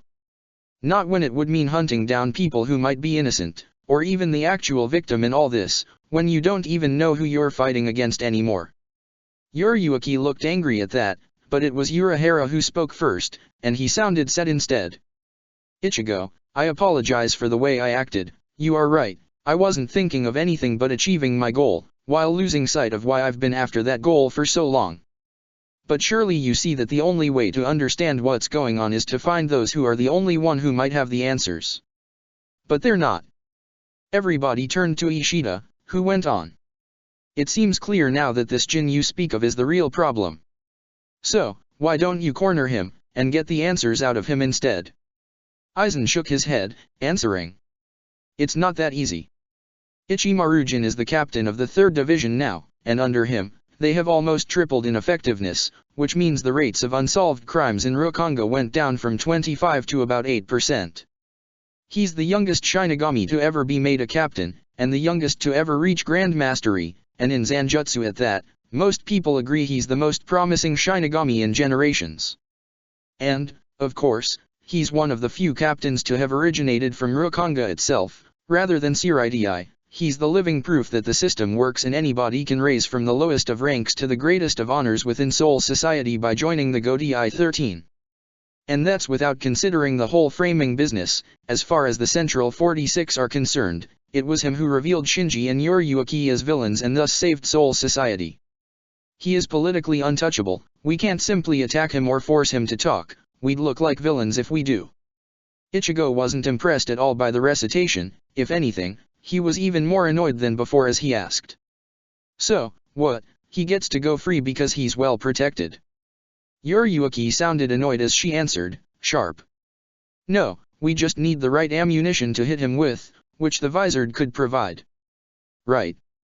Because attacking him would result in you getting hurt, whereas this way you can sacrifice somebody else instead of taking the hit yourself. Now, listen, you don't get dash. No, I get it just fine, you like to talk big, but when it comes down to doing what needs to be done, you will only act when it's safe for you. I don't know why I expected anything different, I do know I want no part of it anymore. He didn't wait for anybody's answer, instead storming off. He wasn't even sure where he was going, he just wanted to get away from the shop, and only stopped once he found himself at the park that was his usual training spot. He sat on the bench in silence for several minutes trying to collect his thoughts, until a familiar voice said, in a friendly tone. I knew you'd be here. Ichigo looked up at Rukia, who was looking amused, and felt himself blush in embarrassment as he said. Ah, I'm sorry. I didn't mean to storm off like that? Oh, I think you rather did. I know what it's like to want to tell people off for trying to tell you how to live your life, although I admit I never did it myself. Ichigo couldn't help but feel his chest lighter at Rukia's words, and found it in himself to muster a bit of irony as he answered. Are you sure? I don't think I've ever heard you hold yourself back like that around me. She answered with a smug smile as she replied. Maybe I didn't, but how would anyone but us know? Ichigo shook his head, then collected himself and said, trying to make it clear in his voice that he really believed what he was saying. I did mean to storm off, I couldn't stand the hypocrisy there any longer. But what I wanted to say was that I did not mean to offend you. I know that it's not up to you, the decision of what to do next. I said I would help you, but then I left and you might now have to go against the Vizard without me. Without you all, you mean, if you don't fight, the others won't either. Ichigo frowned, then said. I won't ask them not to help you dash. She raised her hand to stop him, then sat down on the bench next to him and said. You wouldn't need to ask, they're your friends, they believe the same things you do. They were all ready to come after you, but I asked them to stay and wait. Ishida said something about letting your voice be heard even if you're not there, I think. Ichigo raised his eyebrows at that, impressed, while he'd asked Ishida to back him up. This wasn't what he'd expected. Then he frowned, as he considered why Rukia herself would be here. Are you going to ask me to change my mind, and help you hunt down the Vizard?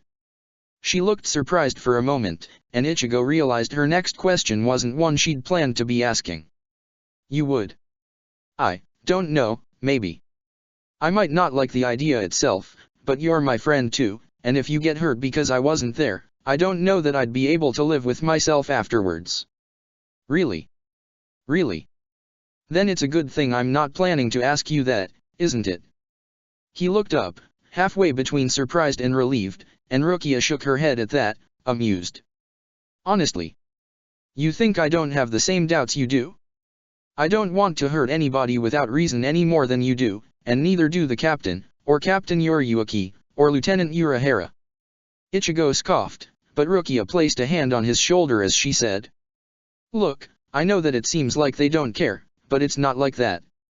Remember, Lieutenant Urahara condemned himself to exile just on the off chance it might help catch a spy, and so that Captain Yoriyuki wouldn't need to be alone.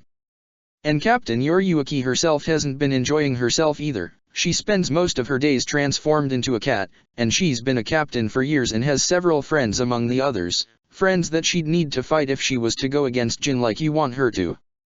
That's not as easy as putting her life on the line.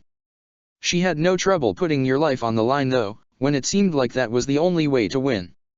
I'm not happy about that, but she's been raised as a spy her whole life, taught that a mission took precedence over lives. Before she even joined the Godi, She's tried all her life to be different, to distance herself from those teachings, even got branded as a shame by her family for it. But despite all that, growing up with that kind of burden is not something you can shake so easily. It stays with you, and whenever you don't know what's the right thing to do, whenever you're doubting yourself, you fall back on that training without realizing, even when it's wrong. When you're afraid, it's so easy to just do what you've been trained for, rather than what you know to be right, especially for somebody like Captain Yoriyuki, who's so rarely afraid. So, I don't think she acted like that because she's callous. I think she was just scared. Ichigo looked surprised at Rukia's words, then lowered his head as he answered, sounding as tired as he felt. Maybe you're right. But still, it's like Orium would say, just because doing the right thing isn't easy, it doesn't mean you should not do it, you know. Rukia's expression turned into a sad smile at that as she answered. Not everybody is as strong as Orium. Should we really never forgive any mistake, even if we know how hard it would have been, for somebody to avoid making it? The way she was speaking, Ichigo realized that his friend was not talking hypothetically anymore. The way her shoulders hunched forward as her hands stiffened over her knees made it clear this was a very personal argument for her. Unsure what to say, he asked instead, trying to understand what was going on. You were talking from personal experience, weren't you? She nodded, then started to speak. Yes. While I was born in the poorest streets of the Rukonga with only my sister to provide for me by selling her paintings, things changed when a noble fell in love with her and they married. I was adopted in their clan, and had to grow up adapting to those expectations, which grew tenfold when my sister died and my new brother had to push them on me even harder, as I kept falling short and he was afraid his elders would have forced him to throw me out if I didn't prove myself. He'd never allow that, for I am all he has left of my sister, so he grew ever colder toward me, pushing me ever harder so I could match to the requirement our family had of us, to be as emotionless and stern as all members of the Kukaki clan are expected to be. It's not nice, knowing that you're forcing somebody to be harsh on you for your own good, especially when you can never measure up to what they expect you to. Ichigo had nothing to say to that, except feeling exceptionally guilty. His father had never pushed him to do anything and he'd often resented the man for his carefree attitude. Seeing how having had serious expectations pushed onto her whether she wanted to or not had clearly not been to Rukia's liking, he wondered whether he was just an ingrate, unhappy for what he had been lucky to have, or if he was just reading too much into it.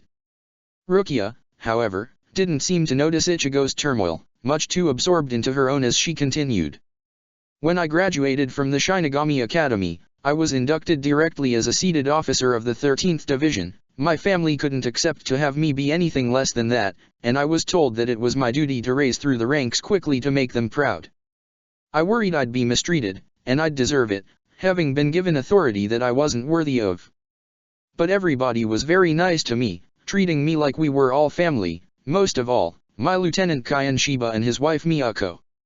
She was so much like my sister, poised and elegant and caring and beautiful, and he was what I'd always wanted my brother to be, but never was. They taught me everything they could, and made me feel welcome among them. They said I had potential. She let out a long, painful breath, then continued. And then, the Grand Fisher showed up, assaulting a research station we'd set up outside of the city's perimeter, to test a new experimental Kido array that would have allowed us to explore large sections of Hueco Mundo at once, making it finally possible to map the areas beyond Soul Society's immediate surroundings. Miyako had been the one heading that project. The area should have been protected by patrols of the 11th Division, but Grand Fisher sneaked past it and exterminated everybody, before hiding inside, which meant we of the 13th had to go pull him out ourselves, since the security Kido we'd set up around the area would be a hazard to anybody else. I was one of the 3 squad leaders under Kyan, and when we realized that not only was the hollow hiding underground and had transformed some natural caves underneath into a labyrinth, but had apparently kept some of the Shinigami from the first attack alive as his prisoner, I suggested using a new Kido I had invented to track down Miyako, to save her and the others. Rukia closed her fist in anger as she continued. I was an idiot. Grand Fisher had created a decoy that acted as bait, and my Kido was fooled into leading us straight to that one. Then we were surrounded. My squad was at the forefront and was entirely exterminated, as were the other 2 leaders. I was saved by Kyan, as he took the hit for me while I was pathetically unable to even strike Miyako. He wasn't able to hit her with his full strength either, but he could at least hold her off, and ordered me to leave, to save the others. Ichigo realized Rukia was shacking now, and placed a hand around her shoulder as her tale went on. I did, but Grand Fisher was ready for that, as well, and we found ourselves heading from trap to trap. I managed to lead the other 2 teams past 3, but then the 4th caught me by surprise as Grand Fisher had hidden one of his own among us during the previous, and half of a squad was trapped and couldn't escape. I could have led the others to save them, but I panicked, and defaulted to my brother's teachings, closed off my emotions and let them to die to bring the other out. And then I started to hear Kyan's voice, calling me, telling me to come back, asking why I was abandoning him, but I didn't go back. I blew up the place instead. I didn't just left him to die while he plead. I killed him myself, because I was scared. She started to sob then, and Ichigo pulled the smaller girl close as she wept for a while, but eventually she straightened, sniffing a bit before she eventually said, no longer crying but still sounding sad. And then the captain met me, and congratulated me for the result, and offered me Kyan's place. As if I had done well, as if it wasn't all my fault. We could have detonated the place from the beginning, but due to my arrogance, my belief that I knew best, I got them all killed, all of the people that loved me so much. How could I accept that? Rukia looked almost angry with herself, but then shook her head and said, suddenly looking and sounding quite tired. So, you see, I understand Captain Yoriyuki, and, if she's unforgivable for almost leaving me to die, then what am I, really? Ichigo was left unsure for a moment, but then he gathered himself and said, you're a good person. And you're a great commander. We wouldn't have retrieved the Hujioka without you leading the team, you know. Rukia frowned at that. I wasn't leading anything there, Captain Yoriyuki was, I just made a suggestion and dash. No, you told us what to do, and we all did it, even Yoriyuki. Neither me nor Ishida trusted her, really, but we trusted you to be right, and you were. In fact, if not for you, the Hujioka would be in the hands of the very same monster that tricked you last time. You were smarter than him this time, and we all lived because of you. Rukia looked up at Ichigo, as if completely dumbfounded, then asked, hesitantly. You'd trust me to lead you? Of course, I'm the dumb muscle, remember? What would I do without you giving me my marching orders? She managed a brave attempt at her usual smug smile. It wasn't quite the real thing, what with her face streaked by her previous tears and her whole body language screaming how tired and sad she was, but it was good enough he could tell what she was aiming for, and answered. Run around like a headless chicken, I imagine. Hey now, I take offense to that, I think I would rate at least a drunken squirrel. Rukia started giggling at that, then laughing. Ichigo had to keep supporting her as she almost fell from the bench, but eventually she settled down and then said, sounding much more relaxed. All right then come and follow, we have a meeting to finish. Ichigo nodded, helping her up, then the 2 of them started to head for the shop even as he asked. So, what's the plan then, oh mighty leader? I don't know yet, but I'll figure something out, something that works for everybody, you, the captain, even the visored. Ichigo smiled and said, letting his voice be as supportive as he felt, which was a lot. I trust you. Rukia seemed moved at that, as she answered. I trust you too. Then she paused, looking thoughtful as she said. In fact, I'll prove it. What? There's no need for that. Hush, I'm the boss, remember? I need to. That way, neither of us is gonna forget. She extended her hands, and a familiar orb of roiling darkness that Ichigo was starting to hate formed over it, as if out of nothing, unsure what she wanted to use the Hujioka for, he asked instead, to distract himself. How do you do that, pulling it from thin air like it? Rukia grinned, then said. It's the same principle as the Henkai-ki where you store your body, only applied as a Kido. It's a new one of my invention, but it's so simple and limited I bet even you would be able to use it. It's just a matter of focusing on the pocket in your soul where you've hidden it and calling it out. I didn't know we had soul pockets. No, of course not, that one is a very difficult Kido, since it consists of folding a piece of your soul to create a small empty space into it. Once it's formed, the pocket stays there and you can deposit or extract things from it with Maikido from before, but the actual forming is not easy at all to master, although it's easy enough to once you know how. She then bopped him on the nose, and continued. There, like that, now you have one too. Ichigo frowned. He didn't feel any different, but before he could ask, Rukia made another gesture, and suddenly the Hujioku disappeared from her hand, and he felt himself grow more weighty and bloated. It was a good thing he was inside his own body right now, rather than wandering around in pure soul form, because he felt like the sheer added weight would have knocked him to the ground otherwise. What did you do? Rukia grinned. I gave you the Hujioku, for safekeeping. I'm not leaving for Soul Society yet, since we need to decide how to solve this whole issue with the Visored engine first. We don't even know who the spy in the 12th is. If it's left with you, I know it'll be in safe hands until we have sorted this out. But, what if I mess up, or lose it, or dash? She bopped his nose again, her grin even larger and her eyes sparkling as she said, serious. Didn't I told you? I trust you. I know I don't need to worry, and neither should you. Be yourself, and I know the Hujioka will stay safe.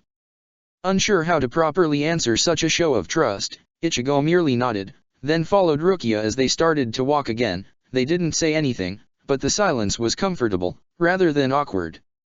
Until a voice suddenly broke it, cold and arrogant in a way that immediately raised all of Ichigo's hackles. Rukia. His friend stood still, as if paralyzed with fear. Ichigo had seen her like this before only once, when they had first faced Grand Fisher together and she'd been put in front of Kai and Shiba's fake ghost. Slowly, they both turned toward the source of the voice.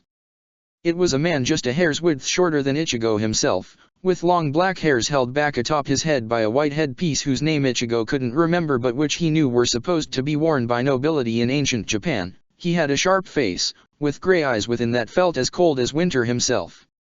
He was also wearing the very familiar uniform of a Shinigami, except he also had a silver scarf over it and, draped over his shoulder, was a white haori that almost seemed too real to Ichigo's spiritual sight, as if it carried power merely by existing.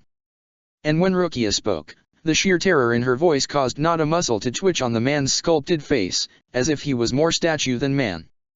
Be brother? Why are you here? I? Not you. Rukia took a step back, as if she'd been slapped, and only then did the man react, by closing his eyes and shaking his head slightly, yet somehow conveying infinite disappointment. No, Ichigo realized, not somehow, he was projecting it, letting the full amount of disappointment he was feeling be felt almost like a real thing. And it was so thick and so plentiful, for a moment Ichigo almost feared he'd be drowned by it. Your mere presence here breaks the law. And the Shinigami assigned to this area testified seeing you in the middle of a battlefield filled with exiled and traitors. Be brother I dash. The Central 46 summons you to stand judgment for breaking the law. Do you understand the meaning of that? Rukia lowered her head in a submissive, defeated posture that Ichigo had never seen on her before, not even when she was crying her heart out as she confessed to him her greatest failure, and yet all that the man in front of them was letting show was more of his disappointment, and nothing else. Yes, brother, I understand. Then be glad grandfather broke protocol and informed me in advance, so I could prevail over Captain Tuan to bring you in myself. At least it will allow you to accept punishment with honor as a willing subject, rather than a chained captive. Now, follow. Rukia went to do just that as the man turned, but Ichigo had honestly had enough as he took a step forward, placing a hand on Rukia's shoulder as he said. She's going nowhere, you bastard. I'm sick and tired of you Shinigami bigwigs deciding for everybody else what's wrong and what's right. Rukia did nothing wrong and you have no right to order her around like she was your dog. Rukia slapped his hands away from her shoulder shouting, Ichigo, stop, but Ichigo wasn't bothered by it. He could feel her hand shaking as she did. He knew she was doing it only because she was afraid of the bastard's reaction. But Ichigo had had enough of being afraid of arrogant Shinigami, and if this was the brother who'd made Rukia's life hell because of his family's stupid traditions, then he had had enough of him already as well. The man half-turned, not enough to be facing Ichigo in full but enough to convey his full disgust with his posture and glare, in addition to letting it roll out on Ichigo like a toxic smoke, and when he spoke, his voice conveyed the same message, if with different words than Ichigo had expected. You heard her. Stop, and leave, now. Or you shall never leave again. No, Rukia is the one who's not leaving until she damn well wants.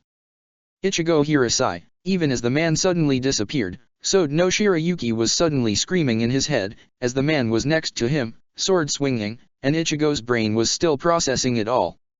He'd not just covered the distance with Shunpo in a single step, it was more than that, almost as if he'd been at his destination before he even started moving, and the sword had been swinging before it was even in his hand. He had no time to understand what happened though, as he felt the power of Shiro flowing his body, let through by his Zanpakuto to accelerate his movements and reaction times, as the mask formed over his face while he raised his sword in a parry, and the man's sword cut straight through it, the top 2/3 of the black blade flying away as the sword continued forward for his head, scraping a deep gouge in his mask and sending him flying backwards as he reverted back to normal human, except he started to feel pain before he had even landed, as if his entire soul was being squeezed like an old rag, and then ripped apart by the force of brutal gale winds. Sode no Shirayuki's voice had suddenly gone silent inside his head, and he felt Shiro desperately holding his soul together to keep it from simply falling to pieces as the shock of the connection being ripped apart reverberated through it all. When he slammed into the ground, the pain of multiple bones breaking at once was almost welcome relief from the feeling of his soul continuously threatening to fall apart. He could still see, although things looked somewhat discolored, as Rukia's brother moved to watch him with a cold, dispassionate gaze, before he motioned once more for Rukia to start following. Realizing this, Ichigo moved one of the few parts of his body that were still responding somehow, his hand, and grabbed the man's clothes. The man stopped, slowly turning with a brief flash of disbelief on his face, but before he could do more, Rukia's voice echoed in the silence. "Brother, no. Please, please let me handle this." The bastard looked at Rukia for a moment, then gave a most condescending nod of his head. "Very well. But be quick." Rukia didn't hesitate a moment, then moved so that Ichigo could see her. He noticed absently that she had a sword at her side now, and she had a poise and look like he'd never seen before, haughty and disdainful, almost a copy of the man at her side. Yet when she spoke, even as her tone sounded full of hatred, Ichigo understood what she really was doing. "Stop fighting right now, I'm your boss, and this is my order." Ichigo let go of the bastard's clothes, which caused him to showcase just a hint of surprise again, before eyeing Rukia speculatively. Eventually, however, he moved to leave, and Rukia followed, while Ichigo did not. Instead, when Orium and Ishida found him, he was crying, the only thing he could think about being how he hadn't even been able to say a proper goodbye. Chapter 30, Procedure. As they moved away from where Ichigo lay, Rukia gripped Sode no Shirayuki's handle at her side. It gave her a sense of security to have the connection back, and she used it to ground herself at the thought she was leaving a wounded friend behind. At least he didn't die, so long as that's true, Orium should be able to heal him. Having Sode no Shirayuki's soothing voice back at her side was just as much reassuring as the presence itself, which helped Rukia with getting herself under control. It was true that stopping her brother from delivering a finishing blow had been for the best. She was not at risk of death here, and she was certainly not going to let somebody else suffer to shield her from punishment. He'd given her his trust as leader, and if she was to be worthy of it, then it was up to protect her team, not the other way around. The boy there, for a moment, he seemed to be wearing a hollow mask. There was no curiosity on her brother's voice, nor in his face or body language. The only hint that his words required her to answer, rather than being a mere observation, was in the very small sense of expectation that just barely tinged between the general indifference that his feeling were showing. It was one of the things that distinguished a member of a noble clan of Soul Society, the ability to have such absolute control over one's own emotion as to only let others perceive those they wanted to. It was one of the many things in which Rukia had proved a big disappointment to the Kukaki family. Rukia nodded, knowing that Byakuya would sense it even if he was walking in front and wasn't keeping an eye, and answered. "You saw correctly. Ichigo is a Vizard, a human with a hollow sealed inside of him." Byakuya didn't stop or waver, but his emotions flickered with just a hint of confusion, not as if he doubted her honesty, merely requiring her to clarify what she meant. His following words helped understand what he meant, but they were the least important part of the way he communicated, in a sense. "Yet he did as you commanded." That's because our original report on Vizard from the incident 12 decades ago was mistaken. While the hollows can, initially, control them, with training the host can control the inner hollow, even use it as a weapon. Byakuya's emotions broadcast a sense of silent contemplation for a few moments afterwards as they continued onward, something which, she knew, meant he was not to be disturbed while he was thinking matters over. Then, a hint of impatience and a small amount of annoyance emerged from his feeling as he spoke. "Is this what Aizen had you doing here?" "Not exactly, he dash. Regardless, you should have refused and reported him. He did not have the authority to order you here." Rukia cringed. She'd missed the slight hint of reprimand in Byakuya's emotions that was the indication of his question being rhetorical. She held back on a sigh. Having to deal with the kind of communication the Kukaki traditions required was exhausting, and one of the things she'd most enjoyed not having to do during her mission in the non-spiritual realm.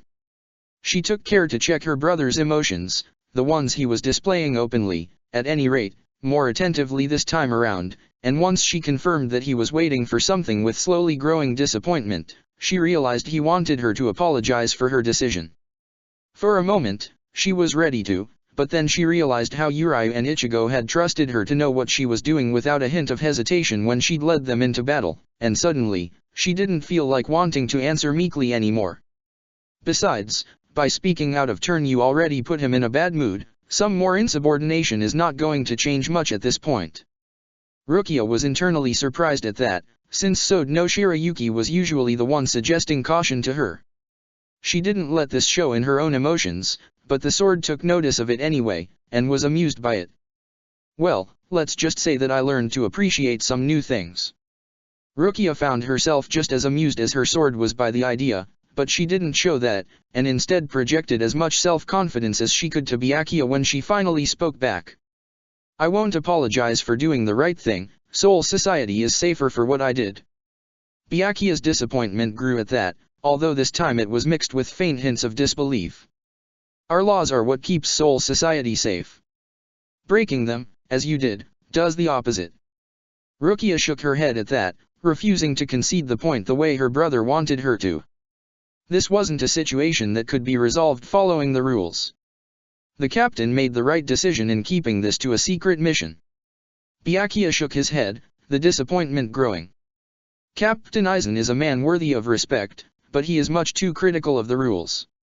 If he weren't, he'd be the perfect captain, which is why I didn't interfere when you requested to be moved to his division in order to improve your Kido. I believed reaching a grand mastery of Kido at your age, as you said you would if allowed to study under him, to be a superior achievement for our family than a promotion to lieutenant, no matter how well deserved it was. She had to hold herself back from reacting at that. She'd heard enough of her brother complimenting her for keeping a cool head in a crisis, and completing the mission even if it required a sacrifice, back when it happened. The fact that he had been so proud of the very thing that had kept her up for many nights was one of the reasons the two of them had grown gradually more distant, although right now, the very slight contempt he was broadcasting as he continued to speak was enough to annoy her. "It seems I underestimated the effect that being exposed to his low respect for rules would have on somebody always prone to chafe under them like you, Rukia." He didn't want her to answer to that, and indeed he even raised a hand in a stopping gesture, clearly expecting that she'd ignore his emotional language. "I can feel that you are about to continue defending him, but there is no point doing that right now. You would do better to save your words for the Central 46. He motioned in front of them, where a camouflaged breach in reality was hidden. She knew that each of the 6 division assigned to monitor the mortal realm had machinery capable of opening a portal from Soul Society to it. It was, after all, the 12th division that took care of maintaining the equipment, but since they could only be used from the Soul Society side. Knowing what this meant, she steeled herself as she followed Byakuya through, and sure enough, on the other side was the looming figure of Captain Tuan. The man couldn't glare at her, obviously. Yes, as she entered, a frown of disappointment appeared on his face, as he addressed Byakuya in a very direct tone. "She is unbound, and still carrying her weapon. Is this how the 6th Division conducts an arrest?" Byakuya turned an impassive face toward the 9th Division captain, and his voice was equally impassive, even as he transmitted so much haughtiness. Rukia had little doubt that just the barest exertion of Hakuto would see everybody shivering from the cold. Rukia, as any member of the Kukaki family, fully and completely recognizes the authority of the Central 46, and presents herself to them of her own free will. She requires no restraints, and now that we are safely in Soul Society, she will surrender her Zanpakuto to me, until the inquiry on her unsanctioned activities is over. As he finished, her brother moved his hand toward her, and she promptly placed Sode no Shirayuki into his hand. The connections became very faint once the sword was in his hands, but the mere fact she could still feel it was still something of a soothing presence at the back of her mind. Captain Tuan didn't seem pleased by Byakuya's words, but he didn't snap. Then again, that was hardly his style, instead merely asking, in an austere tone. Then I assume there will be no problem with me verifying she is not hiding any other weapon on her person. While most people wouldn't have thought that the disdain her brother was broadcasting could increase any more, Rukia knew Byakuya well enough to be aware that his mastery of that particular emotional state allowed him to do a lot with it.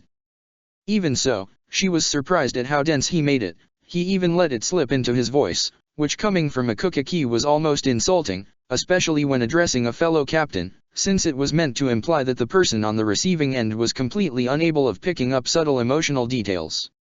Are you implying that a member of the Kukaki family would seek to bring harm to any member of the Central 46, Captain Kaname-tuan?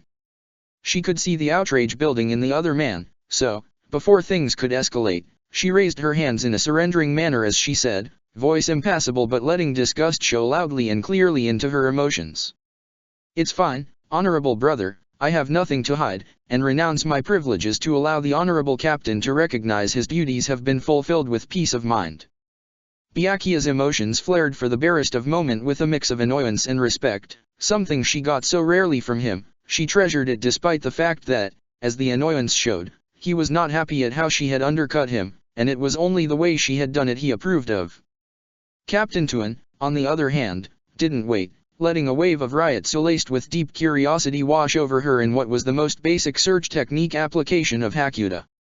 Of course, the simplicity wasn't really a problem when a master of the art was using it against somebody who was not as skilled, and Rukia knew she wouldn't really be able to hide anything from it. Luckily, she had nothing to hide, and the man frowned at that, although he was too well guarded for her to tell if it was anger, surprise, or mere annoyance. Still, he could do no more than nod to Byakuya and say, "All right then, I shall escort the girl to the Central 46 and dash." As head of the Kukaki family, and given that Rukia is answering to this summoning of her own free will, that is a task that belongs to myself. We appreciate your help in this trying situation, but your services are no longer required here, Captain. Tuan clearly wanted to insist, but he knew just as well that to do so would be considered a direct insult to the Kukaki clan, so he merely nodded to Byakuya, before letting them leave. Rukia waited until they had completely left the area of Suryatii that housed the Soul Society headquarters of the 9th Division until she finally asked, curious, "Why be so confrontational with Captain Tuan? I thought you liked the man, he is very devoted to his job." Byakuya's feeling sparked with just the slightly bit of anger, but Rukia could tell it wasn't directed at her. The emotion was rare enough in her brother to begin with, and every single time she'd ever felt him display it, even those she'd initially thought were aimed at her, she had always ended up finding out to be aimed at somebody else. She didn't thought Byakuya was even capable of being enraged at anything she could ever do, disappointed, almost always, and intermittently annoyed or dismissive, but never angry. In a sense, it was depressing to know he would never feel anything that strong about her. He was discourteous. Rukia let the faintest of disbelief enter into her emotions, but didn't otherwise ask anything. A direct question would see him refuse to answer, but by reacting the way a Kukaki was supposed to, she hoped he would actually give her something more than that. Clumsy as her attempt was, it apparently sufficed to soothe her brother's ego, for he elaborated. When he was reported of your presence in the mortal realm by his man there, he didn't even bother contacting either me or Captain Yamamoto. Instead, he went directly for the Central 46. It is the custom that, when a member of one of the 46 families is found in violations of a regulation, the head of the family be informed, so that internal action can be taken to sanction the violator without shame being brought to the family. And failing that, violating the GODI 13 regulations would be a military matter, to be brought to the captain commander, and from there handled with a private court-martial that would not be divulged to the public. In acting the way he did, Captain Tuan instead ensured that the Kukaki family be undeniably shamed in a most public way. If grandfather had not informed me, he'd also have come to arrest you with an entire squad, and parade you in front of all Suriati in chains, as a criminal to be mocked. He paused, and then disappointment returned to be his most dominant emotion as he went on. Of course, no such shame would have been possible if you had not broken the law first, but the fact you were in the wrong in no way makes what he did right. Rukia wasn't sure what to answer, so she chose to say nothing instead. Until they reached the huge building within which the Central 46 was housed, Rukia expected to be led to a waiting room, but instead her brother directed her to take the steps that, she knew, would lead to the Central Hall of Judgment. Wait, the Central 46 is in session already? Isn't the protocol for somebody to be summoned, and then be made to wait until the next closest opportunity for the assembly to meet? That would be the case, if Tuan hadn't asked for a direct judgment. They have been in session since. Rukia was surprised. It was a known fact that Captain Tuan disliked Captain Aizen, but for him to go to such lengths just to put him in trouble was really somewhat excessive. Still, she'd prepared for this. Captain Aizen had discussed the possibilities with her, and she knew exactly what she would need to say when asked the questions, that she had been testing experimental technology for the 12th Division, and that all details of the technology had been classified as sensitive from Captain Aizen, and that any question regarding those would need to be asked of him. Similarly, she had to pretend as if she didn't know that the mission was unauthorized, and of course, she was to make no mention of working with Uruyuki or Urahara, since officially they were exiled and criminals. Of course, the preparations she'd made with Captain Aizen were for a court-martial, where the captain would have been right next to her to answer all of those questions, rather than a session of the Central 46 where she would be questioned first, and then the captain summoned later, likely after some days of deliberation, to confirm her words, which meant she might have to spend some days in jail as everything was sorted out. Still, even so, Rukia wasn't worried. The plans they'd made were for the case she was caught before the mission was completed, and even in that worst-case scenario, she'd checked which laws she would be breaking, and the greater penalty for her crimes would be 10 years of imprisonment. But they hadn't failed, rather succeeded, so Rukia entered the hall with full confidence. She just had to do her part that she had prepared, and once this whole thing was over, Captain Aizen, as the hero who'd led this operation, would finally have the political capital he needed to change Seoul society for the right. They'd retrieved the Hujyaku, and that meant that, in the end, everything would be alright. Check the description for the links to the author.